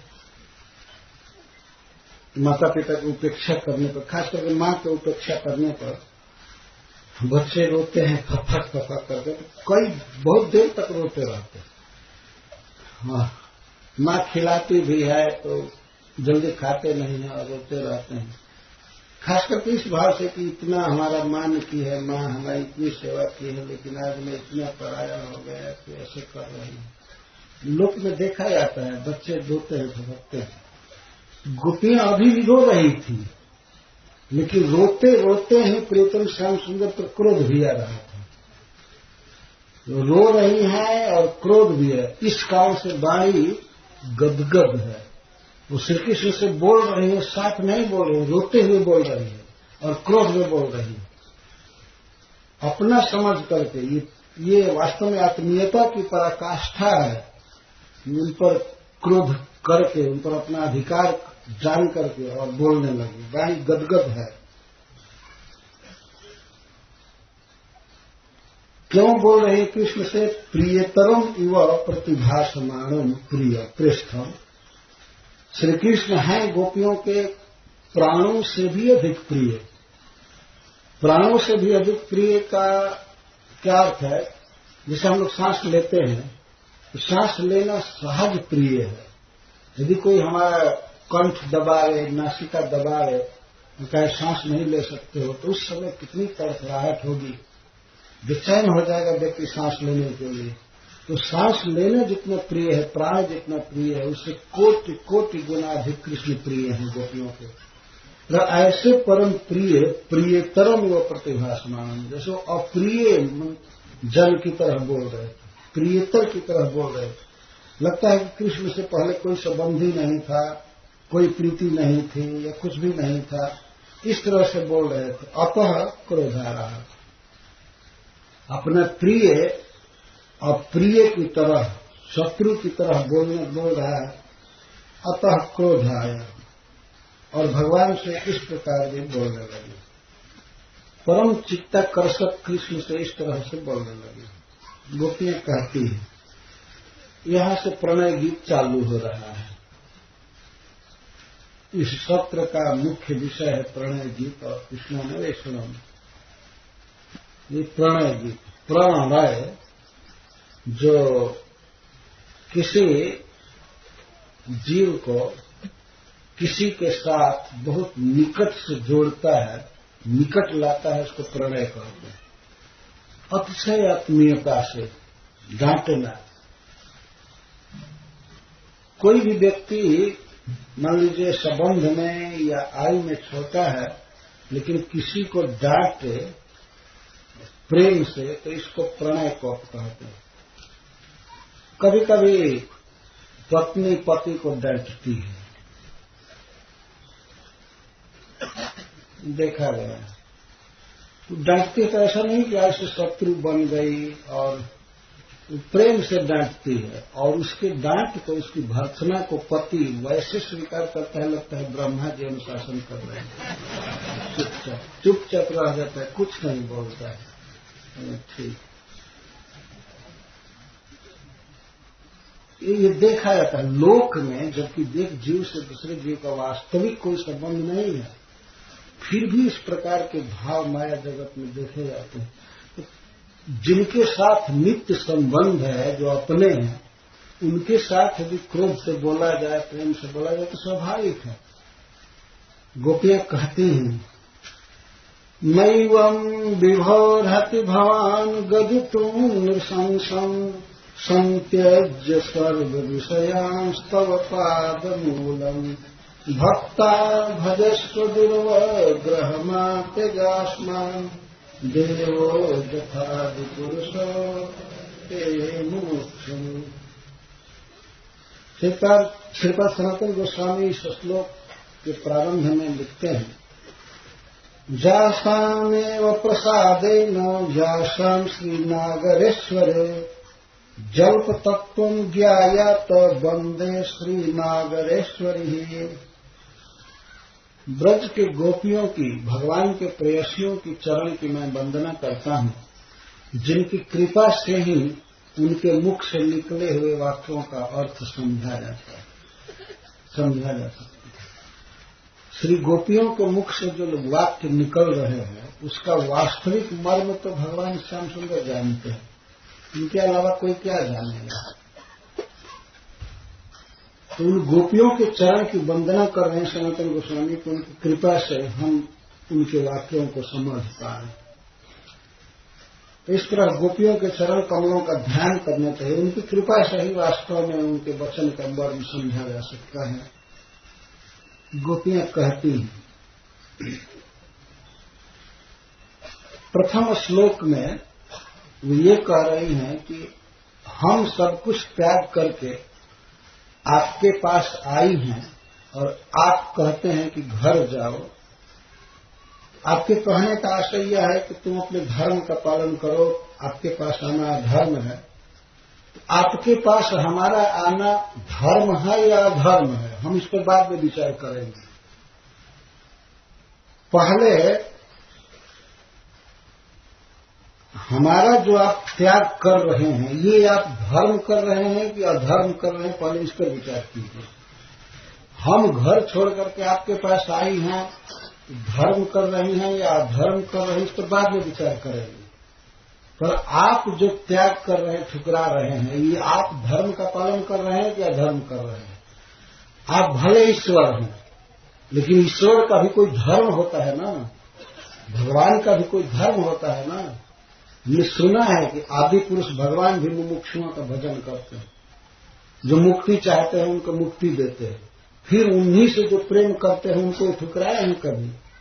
आज तक आप बताइए, भगवान नारायण अपनी शरण में आए हुए किसी को भी कभी ठुकराए हैं? भगवान का एक धर्म है, आप अपना धर्म पहले देखिए। अब धर्म सिखा रही हैं, पहले कहे हे विभो, हे अस्मत् प्राणनाथ, हे सर्वव्यापक, आप हमारे हृदय में भी हैं और बाहर भी हैं। वास्तव में श्री कृष्ण इतने प्रतिभावान हैं कि गोपियां जानती हैं कि सबके हृदय की भी बात जानते हैं और बाहर की बात तो जानते ही हैं। कई बार उन्होंने लीला में व्यक्त किया, तो आप हमारे हृदय की बात समझते हैं और बाहर की बात भी समझते हैं। तो हे दुर्वग्रह, हे परम स्वतंत्र, हम जानते हैं कि आपके ऊपर किसी का नियंत्रण नहीं हो सकता है, आप परम स्वतंत्र हैं, जो चाहते हैं वही करेंगे, कोई आपके वश में नहीं है, किसी के वश में आप नहीं है, आपके वश में सब है। परंतु आपसे हम कहते हैं कि भवान एवं नृशंसम गंतुम मा अर्हति, आपको इस तरह का कठोर वचन नहीं बोलना चाहिए। पहला शिक्षा भगवान को दे रहे हैं, आप जो बोले हैं हम लोगों से, ऐसा वचन आपको नहीं बोलना चाहिए, आप सरासर गलत बोले। सुनिए धर्म की शिक्षा। हमारा धर्म तो बाद में चर्चा का विषय होगा, पहले आप अपना धर्म देखिए। ये सही बात है, भगवान को अपना धर्म तो निभाना चाहिए ना। भगवान का धर्म क्या है? शरणागत का पोषण करना, शरण में आए हुए को न ठुकराना, ये भगवान का धर्म है। आप पहले अपना धर्म त्याग रहे हैं, आप अपना धर्म देखिए। जो ठुकरा रहे हैं, अगर कहा जाए भगवान से, कहा जाए भगवान कहे कि हम ठुकरा क्या रहे हैं, तो गोपियां कहा कि आप जो वचन बोल रहे हैं ठुकराना नहीं है, इस तरह का वचन आपके मुख से नहीं निकलना चाहिए। भगवान ये आदर से संबोधन कर रहे हैं अथवा व्यंग में। भगवान प्रेमाद्र स्वभावतया प्रसिद्ध है कि अर्थ, आप पे प्रेमाद्र कोमल चित है, प्रेम भरा हुआ है आपका सभी जीवों के प्रति, खासकर ब्रजवासियों के प्रति, गौओं के प्रति, सबके प्रति, हमारे प्रति। आपको एवं नृशंसम गदितुम मा अर्हति, आप इस तरह से नृशंस साक्षात प्राणहारकम वचनम वज्रसारवत काठिन्य में हृदय विदारक। वज्र के समान इस तरह से कठोर वचन बोलना जो हृदय को फाड़ दे, ऐसा वचन आप बोलने के योग्य नहीं। आपको ऐसा नहीं बोलना चाहिए। इसका मतलब सीधा भगवान का आक्षेप है कि आप पहले बोलना सीखिए, कैसे बोला जाता है।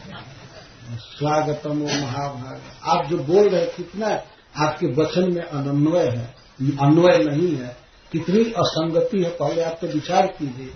ये 10 वाक्य जो हम 10 श्लोक हम लोगों से बोले हैं, इसमें क्या क्या असंगति है। जब आपने कहा कि स्वागतम वो महाभागा, तो फिर क्यों कह रहे हैं कि जाओ? गलत बोल रहे हैं कि नहीं? एक बार तो आप कहते स्वागतम, तुम आई बहुत अच्छा हुआ, और फिर कहते हैं जल्दी लौट जाओ। पहले बोलना तो सीखो, कैसे बोला जाता है।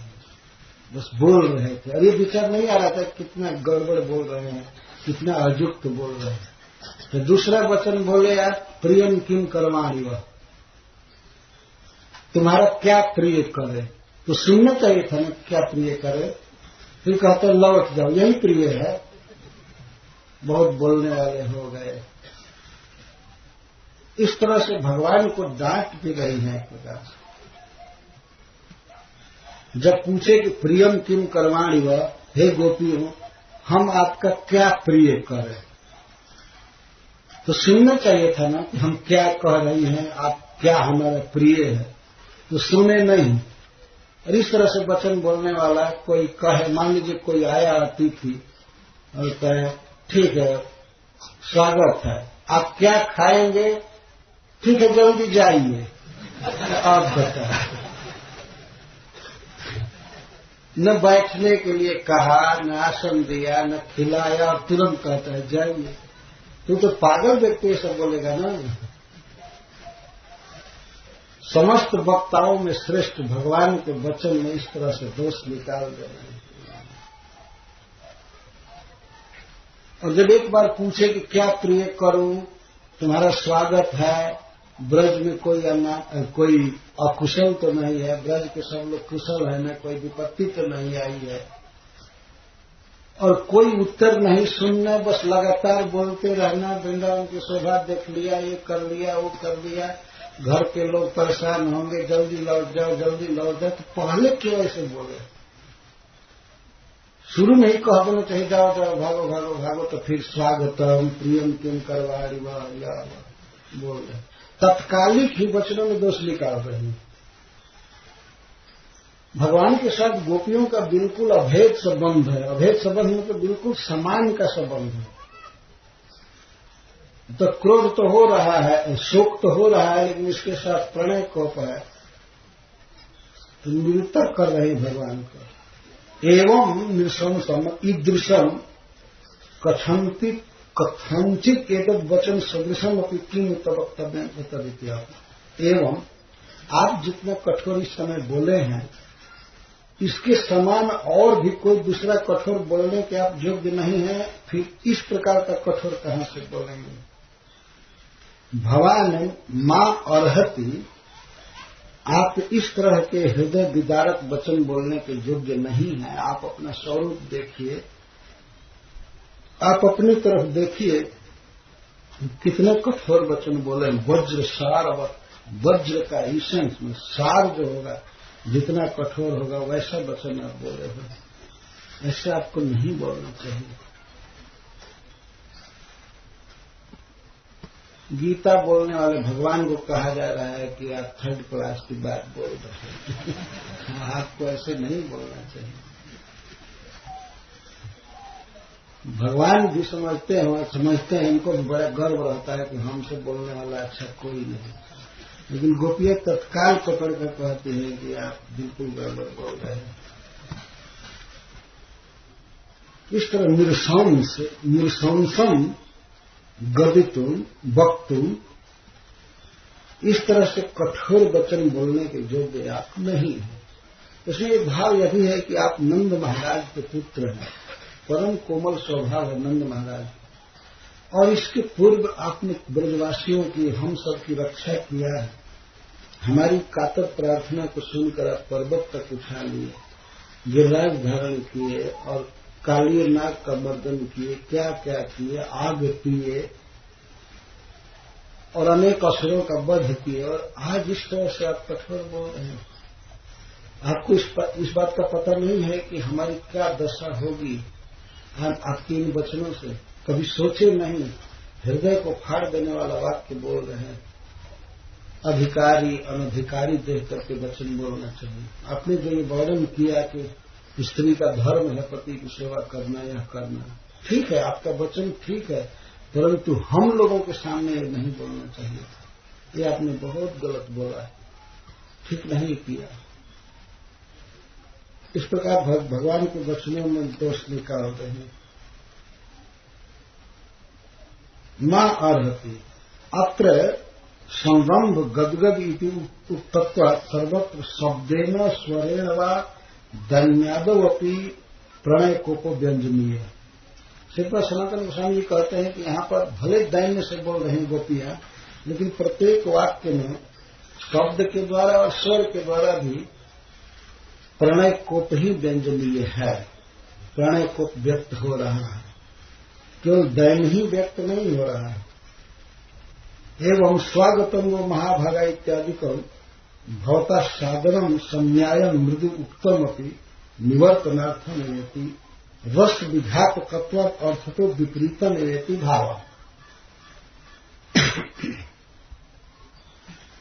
जब भगवान ने कहा कि हे गोपियों तुम्हारा स्वागत है, स्वागतम वो महाभागा प्रियम तुम कर्माणि वा, ये सब वाक्य भी अगर आप यह कह रहे हैं कि घर लौट जाओ, तो उस समय मृदु वाक्य बोले शुरू में कि स्वागत है तुम्हारा क्या प्रिय करो, इसमें भी छल ही है, मतलब लौटना ही प्रधान आपके मुख से निकला।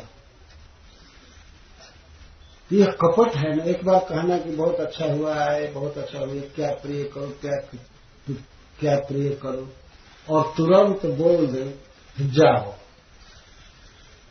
जैसे एक मुझे याद आ गई बात,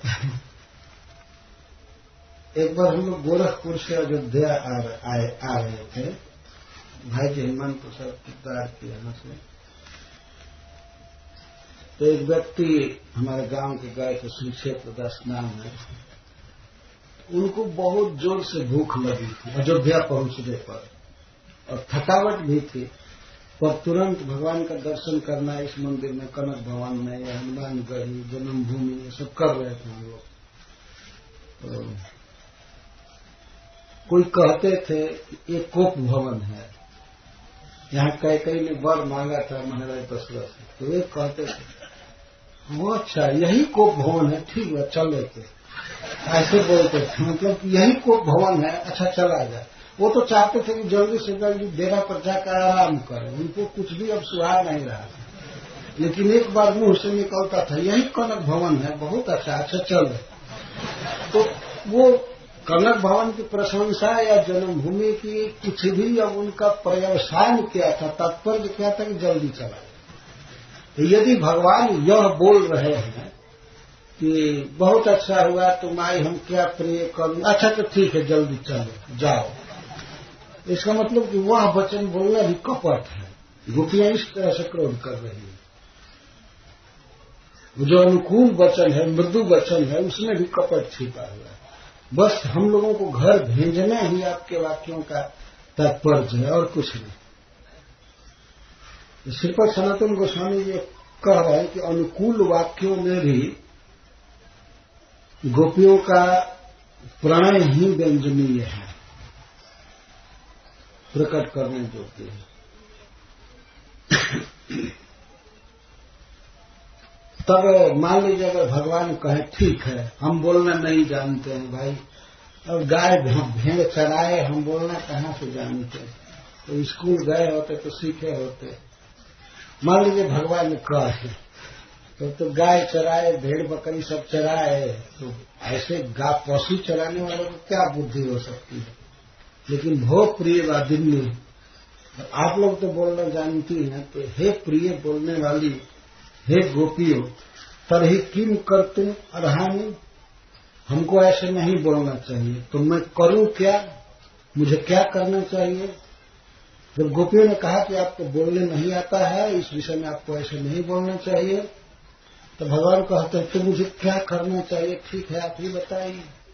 मान लीजिए भगवान अगर कहा तभी की करूं, क्या मैं करूं। तब गोपियां कहती हैं अस्मान भजस्व, हमारा भजन करो। भजन करने का मतलब है कि अस्मान मनोरथ पूर्णेन अनुवर्तस्व, हमारा जो मनोरथ है उसको पूरा करते हुए हमारे पीछे चलो। भजन का मतलब ये है, इतना तेज मत बनो, बस लौट जाओ। एक तो गलत बोल रहे हैं, भगवान कहें क्या करें, तो कहें हमारा अस्मान भजस्व। देखिए मूल श्लोक में शब्द है, हमारा भजन करो। भजन का मतलब आप हमसे प्रेम कीजिए, हमारे प्रेम को समझने का प्रयास कीजिए। हमारी जो अभिलाषा है वर्षों की, बचपन की ही, उसे पूरा कीजिए। अर्थात हमें अपनी दासी बनाइए, हम आपकी सेवा करना चाहते हैं। हमें क्यों इस तरह के फालतू धर्मों का और कर्मों का उपदेश कर रहे हैं। हम कभी करने वाली नहीं है, जाने वाली नहीं है। गोपियों ने बाद में यहां तक कह दिया हम यहां आत्महत्या कर लेंगे, मर जाएंगे, लेकिन हम लौटने वाली नहीं। साफ कहा कि अब हम यहां मरेंगी, लेकिन जा नहीं सकती। तो आप हमारे भजन कीजिए, आप हमारे अनुकूल होइए, आप हमसे प्रेम कीजिए। भजन का अर्थ है यह, अस्मन भजस्व। तो भगवान ने कहा कि हे गोप गृहिण्य, पति आदि के हिताचरण के साथ ही अनुवर्तन करूंगा। ठीक है, मैं आपका भजन करूंगा, आपसे प्रेम करूंगा, लेकिन मैं चाहता हूं कि आप पति आदि के अनुकूल रहें, उनकी सेवा करें, इसके साथ हमसे भी प्रेम रहे। हम ठीक है आपके मनोरथ को पूरा करेंगे, मतलब हमसे भी प्रेम रहे, हम आपसे प्रेम करेंगे, लेकिन मैं चाहता हूं कि आप अपने घर में रहिए। और प्रेम तो ऐसे ही बना रहता है, कोई निकट रहने से ही बनता नहीं। तो आप अपने पति आदि का अनुकूल रहिए, सेवा कीजिए, इसके साथ साथ हमसे प्रेम, मैं आपसे प्रेम करूंगा। गोपियां कहती है सर्व विषयं संत्यज्य, हम सभी विषयों को, इंद्रियार्थों को, पति आदि को, साम्राज्य को, वैकुंठ आदि को भी, सबको छोड़ करके आपके शरण में आई हुई। तो पाद मूलम भक्त, हम सब कुछ छोड़ करके अब पुनः अंगीकार दाढ़ेन त्यक्त्वा तेषां भजन प्रतिकूल्य, तस्य भजन कर। ये सभी आपके भक्ति के प्रतिकूल हैं, आपसे प्रेम नहीं करने देते हैं। इसलिए हम लोगों ने सबका त्याग करके पति आदि का आपके चरणों की शरण लिया है। हम आपका भक्त हैं, हम आपकी प्रेमिकाएं हैं। अतः आप हमारा भजन कीजिए, हमारा मनोरथ पूरा कीजिए, आप हमारी प्रार्थना को स्वीकार कीजिए। इसका अर्थ क्या है कि हम सब कुछ छोड़ करके आपके शरण में आई हैं, तो आप भी सब कुछ छोड़ करके हमसे प्रेम कीजिए। यह अर्थ है, जब से हम सब कुछ छोड़ करके आई हैं, तो आप भी सब कुछ छोड़ करके हमसे प्रेम कीजिए। भगवान वास्तव में ऐसा कर नहीं पाएंगे, इसीलिए तो भगवान गोपियों के प्रेम के ऋणी हैं। आज तक वो चुका नहीं सकते। गोपियां अपने पतियों को छोड़ी, ये छोड़ी, वो छोड़ी, और कृष्ण तो नंद जसोदा को भी नहीं छोड़ पाए, है ना। ये क्या त्याग करेंगे, उनको गोचारण करना ही है और घर में रहना ही है। घर छोड़ करके गोपियों के समान क्या प्रेम करेंगे। तो गोपियां कहती है कि सर्व विषयां संत्यज्य, सारे विषयों को हमने छोड़ दिया है। मन से जिनका चिंतन किया जाता है, इस लोक के भोग, परलोक के भोग, और पति, ससुर, सब कुछ का त्याग किया है हमने, सब कुछ का, वेद धर्म, लोक धर्म, सब कुछ छोड़ दिया। और छोड़ा किस लिए? तव पाद मूलम भक्त, हम आपके चरण तल में भक्त हैं, समर्पित हैं, दैन्योक्ति है। अतः हे दुर्वग्रह, हे स्वच्छंद, अस्मान मा त्यज, आप हमारा त्याग मत कीजिए। त्याग करना आपके योग्य नहीं है प्रियतम, हम त्यागने योग्य नहीं हैं, आप हमारा त्याग मत कीजिए। वास्तव में गोपियों की यह प्रार्थना बहुत ही मार्मिक है। आप हमारा भजन कीजिए, आप हमारा त्याग मत कीजिए। दोनों शब्द बोल रहे हैं, अस्मन् भजस्व और अस्मन् मा त्यज। मा त्यज अन्यथा एवं दोषः स्यादिति भाव। इस पर बहुत बड़ा, इस कारण से आप पर बहुत बड़ा दोष होगा, बहुत बड़ी गलती होगी आपके जीवन में। आप अपने स्वरूप को देखिए। गर्गाचार्य जी ने कहा है कि आप गुणों में नारायण के समान हैं, तो आपको अपने जीवन में भगवान नारायण को ही आदर्श मानना चाहिए। वो जैसा करते हो वैसा कीजिए। तो नारायण क्या करते हैं? देवः जथा आदि पुरुषः, जैसे आदि पुरुष है भगवान नारायण मुमुक्षु भजते, जो मुक्ति चाहते हैं उनसे भी वे प्रेम करते हैं, उनको मुक्ति देते हैं। फिर किम तदेक्षुम, ऐसी कोई केवल नारायण से ही प्रेम करे तो उसको क्यों नहीं शरण में रखेंगे, जबकि मुक्ति चाहने वाले को भी शरण देते हैं, उनको मुक्ति देते हैं, मुक्ति चाहने वाले को मुक्ति देते हैं, मुक्त करते हैं। तो जो स्वभाव भगवान नारायण का है वही स्वभाव आपका होना चाहिए, जैसा गर्गाचार्य जी ने कहा है। तो जैसे नारायण अपने शरण में आए हुए का त्याग कभी नहीं किए हैं, कभी नहीं कर सकते हैं, उसी तरह से हे प्रियतम, आपकी शरण में आए हुए का त्याग आपको कदापि नहीं करना चाहिए। हम आपकी शरण में आए हुए हैं और सब कुछ छोड़ करके आए हुए हैं, और फिर जाने का हमने कभी सोचा भी नहीं। इसलिए आप हमारा भजन कीजिए, हमको स्वीकार कीजिए, और इस तरह के कठोर वचन मत बोलिए। आप ऐसा बोलने योग्य नहीं है। और वास्तव में यदि भगवान ऐसा बोलने लगे कि मेरे चरण कमलों को छोड़ करके संसार में जाओ, प्रेम करो बाल बच्चा से, दुनिया से, तब तो ऐसे ही आदमी मर जाएंगे। गीता में जब बोल रहे हैं कि सब छोड़कर हमारी शरण में आओ, तो कोई आ ही नहीं रहा, और ऊपर से बोल दे कि हमारे भजन की कोई जरूरत नहीं है, तुम सब अपना देखो परिवार, तब क्या दशा होगी। ऐसे तो दुनिया में वचन बोलने वाले सब लोग भरे पड़े हैं। आपको ऐसा नहीं बोलना चाहिए, भगवान को ऐसा नहीं बोलना चाहिए। भगवान को तो हमेशा यही बोलना चाहिए कि सब छोड़ो आओ मेरे पास। यही भगवान के लिए योग्य है। और जो दूसरे मूर्ख लोग हैं वो कहता है भजन तो होता रहेगा, पहले देखो परिवार, काम धंधा देखो, ये देखो। ये ठीक भगवान से विपरीत बोलते हैं। यदि भगवान इस प्रकार की बात बोलने लगे, अपनी शरण में आए हुए को संसार में भेजने लगे, तो अवश्य है भगवान का अपने स्वरूप से विरोधी करना है। ऐसे भगवान को नहीं बोलना चाहिए, और वह भी गोपियों के लिए।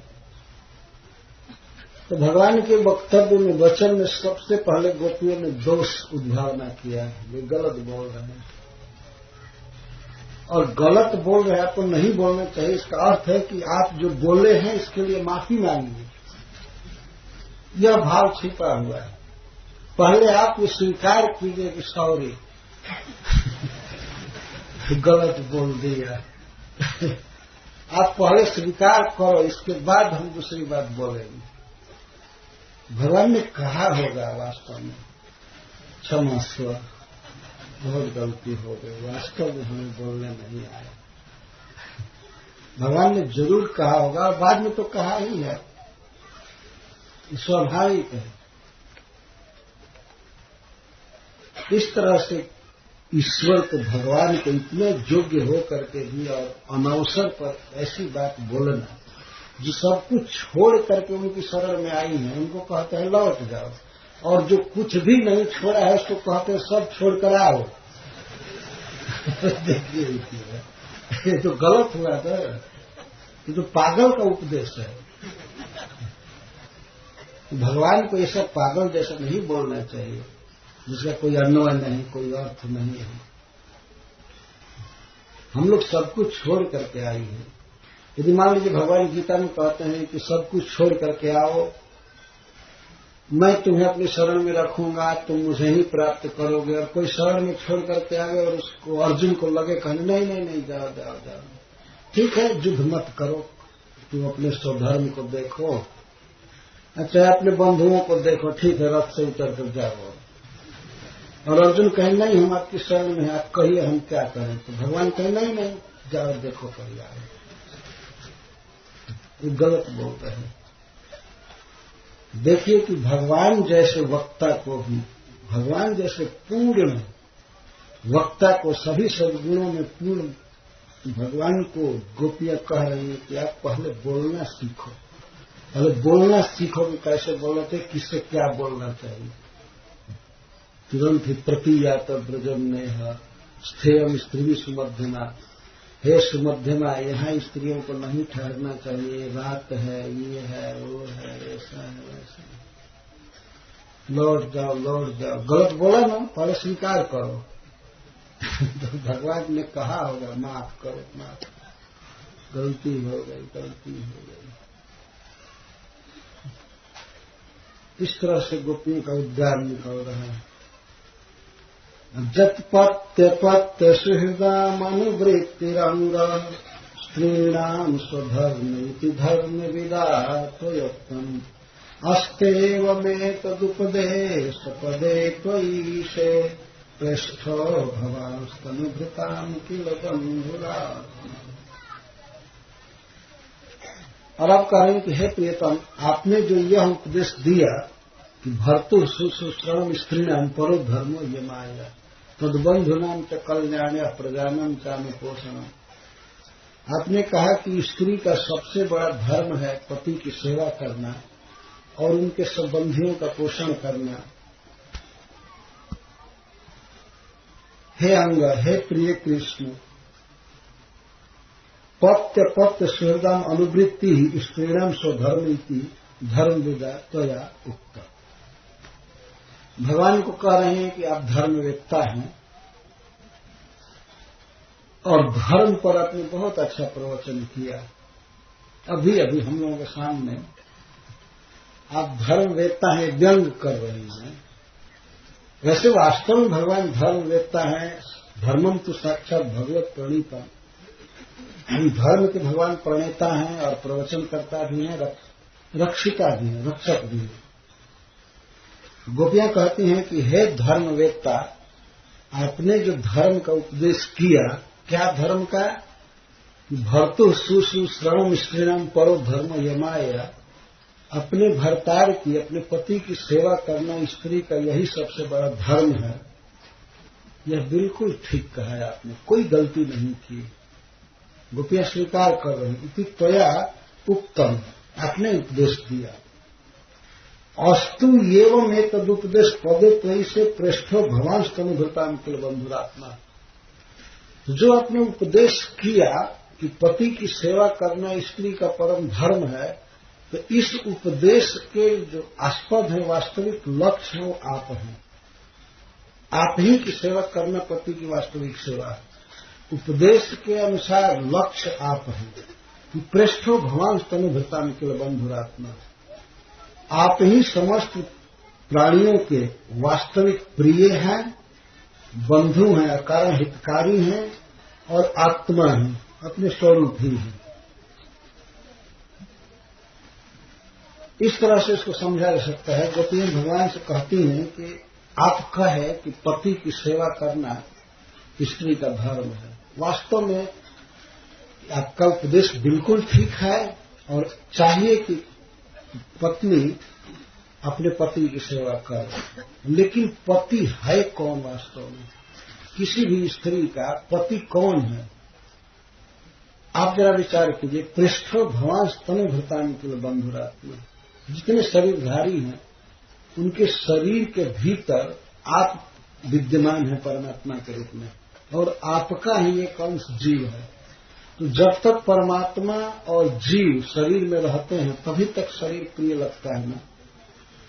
तो आपसे हम एक बात पूछती हैं कि शरीर के भीतर जो जीव रह रहा है, या परमात्मा के रूप में आप रहते हैं, वह पति है कि वह मृतक शरीर पति है? पति किसको कहेंगे? ये विचार किया जाए। वही पति जब आत्महीन हो जाता है, जब आत्मा शरीर से निकल जाता है, तो उस मृतक शरीर को फिर रखा नहीं जाता है, उसको जला दिया जाता है, या जमीन में डाल दिया जाता है, या जल में डाल दिया जाता है, पशु आदि खा जाते हैं। पति है कौन? किसी शरीर में जो जीव है वही पति है ना, कि जड़ शरीर पति है।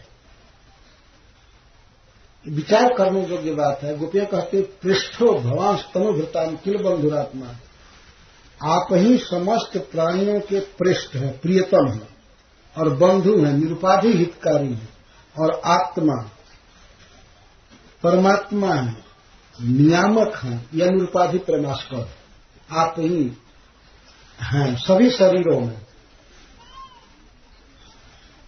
तो जब शरीर के भीतर आपसे ही सब प्रेम कर रहे हैं, जीव के रूप में आपका अंश है, परमात्मा के रूप में आप हैं, तभी तक शरीर प्रिय लगता है, तभी तक सेवा भी की जाती है ना।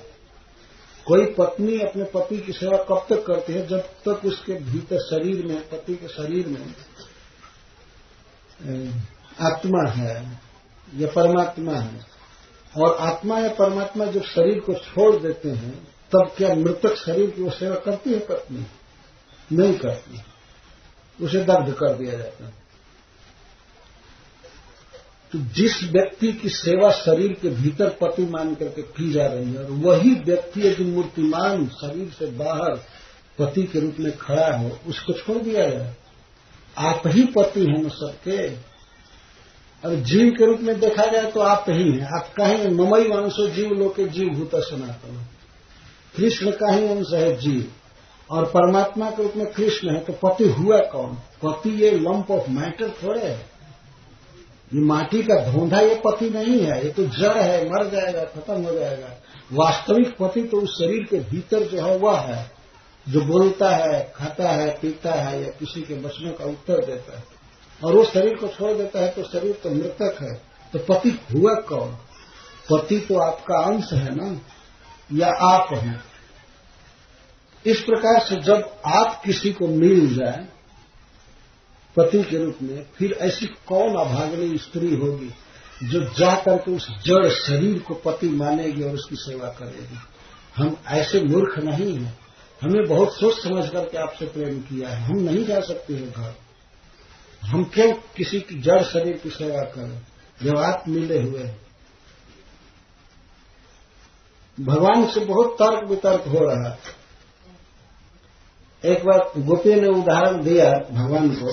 एक बार एक पति प्रदेश जा रहा था, तो बहुत पतिव्रता स्त्री थी, बहुत पतिव्रता स्त्री थी। वो पति के विरह में रोने लगी कि मैं कैसे रहूंगी, क्या रहूंगी। तो पति ने क्या किया कि अपनी एक मूर्ति बनवा करके पत्थर की और दे दिया पत्नी को सेवा करने के लिए। जब तक मैं प्रदेश रहूंगा, प्रवास में रहूंगा, तब तक तुम इसकी सेवा किया करना।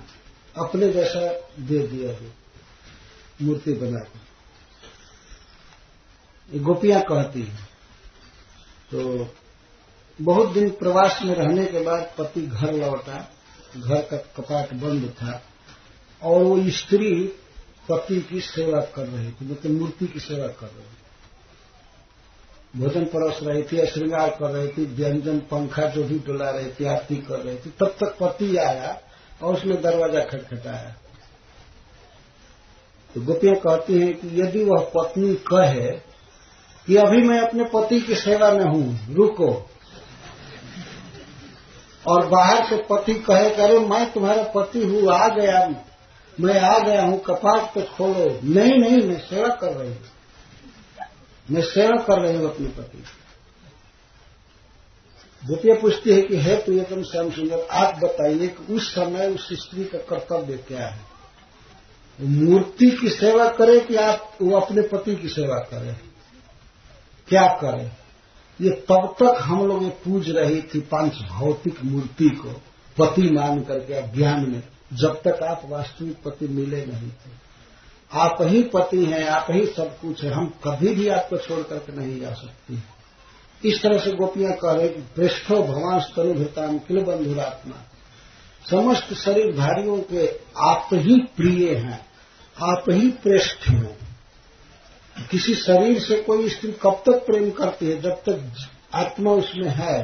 तो वास्तविक प्रेम तो आत्मा के साथ हुआ ना, जड़ शरीर के साथ तो प्रेम हुआ नहीं। अगर जड़ शरीर के साथ प्रेम होता तो आत्महीन शरीर से भी वो प्रेम करती है? नहीं करती है, छोड़ देती है, एलाउ करती है कि ले जाइए जला दीजिए, है ना? क्योंकि वो पति नहीं है, पति वास्तव में कृष्ण है। तो गोपियां कहते हैं कि हे धर्मवेत्ता, आपने जो धर्म का उपदेश दिया लोगों को कि स्त्री का यही सबसे बड़ा धर्म है, तो आपके उपदेश का वास्तविक पालन कोई कर रहा है तो हम कर रहे हैं। आप पति हैं तो आपके उपदेश के अनुसार भी आपको छोड़कर नहीं जाना चाहिए। अगर आप स्त्री के स्वधर्म का वर्णन करते हैं तो पति आप हैं, अतः आपकी सेवा करना ही पतिव्रता स्त्री कही जाएगी, बाकी कोई पतिव्रता नहीं कही जाएगी। क्योंकि पति तो जड़ है नहीं, आपका अंश, आप ही पति है। जब तक भगवान शरीर में है तब तक शरीर प्रिय लगता है, कोई किसी से प्रेम करता है, नहीं तो आत्महीन शरीर से कोई प्रेम नहीं करता, बल्कि उसे मृतक कहा जाता है। और अपना प्रिय से प्रिय व्यक्ति कहता है इसके मुख पर ढक दीजिए, ले चलो हो। और जो भी आता है घर में कहता है आप क्या दे रहे हैं, ले चलो मेरे घर पर ले चलो, इसको दर्द करो, इसको खत्म करो, है ना? कफन से ढक दिया जाता है शरीर को। क्या वो पति है? नहीं, पति तो वास्तव में श्री कृष्ण है। और जब तक है किसी के शरीर में तब तक वो प्रिय लगता है, नहीं है तो नहीं प्रिय लगता है। तो वास्तविक प्रिय तो भगवान है। पृष्ठो भगवान स्तनुभृतान कुलबंधुरात्मा, आप ही समस्त शरीरधारियों के पृष्ठ हैं, बंधु हैं और आत्मा। पृष्ठ का अर्थ है परम प्रिय और बंधु का अर्थ है निरुपाधि हितकारी, अकारण हित करने वाला। जैसे माँ अपने बच्चे का अकारण हित करती है, करती ही रहती है, कोई बदले में चाहती नहीं है, उस तरह से वास्तव में श्री कृष्ण सबके हितकारी है। और बाद में गोपियों ने कहा है कि पति आदि तो केवल दुख देते हैं किसी को, ये सुख दे ही नहीं सकते प्रभु। ये प्रियतम सुख केवल आप दे सकते हैं, ये पति आदि तो आरती देते हैं, केवल दुख देते हैं। दुख के अलावा इनसे कुछ नहीं मिलता है। ये सत्य सिद्धांत की बात है, भले कठोर लगता हो लेकिन ये बिल्कुल सत्य बात। संसारिक संबंधियों से किसी जीव को केवल दुख मिलता है, कष्ट मिलता है, कोई सुख नहीं मिलता है। किसी व्यक्ति को यदि देखा जाए कि सबसे ज्यादा दुख किससे मिला तो अपने परिवार से, निष्पक्ष से भी विचार किया जाए, देखा जाए तो सबसे ज्यादा दुख अपने परिवार से होता है, पर फिर भी उसी में व्यक्ति आसक्त रहता है, दूसरे लोगों से उतना दुख नहीं होता है। गोपियों ने कहा है, इसके बाद तीसरे श्लोक से प्रारंभ कर रही हैं कि और सब लोग दुख देने वाले हैं, सुख केवल आप देते हैं। इसकी व्याख्या हम बाद में करेंगे, समय लगेगा।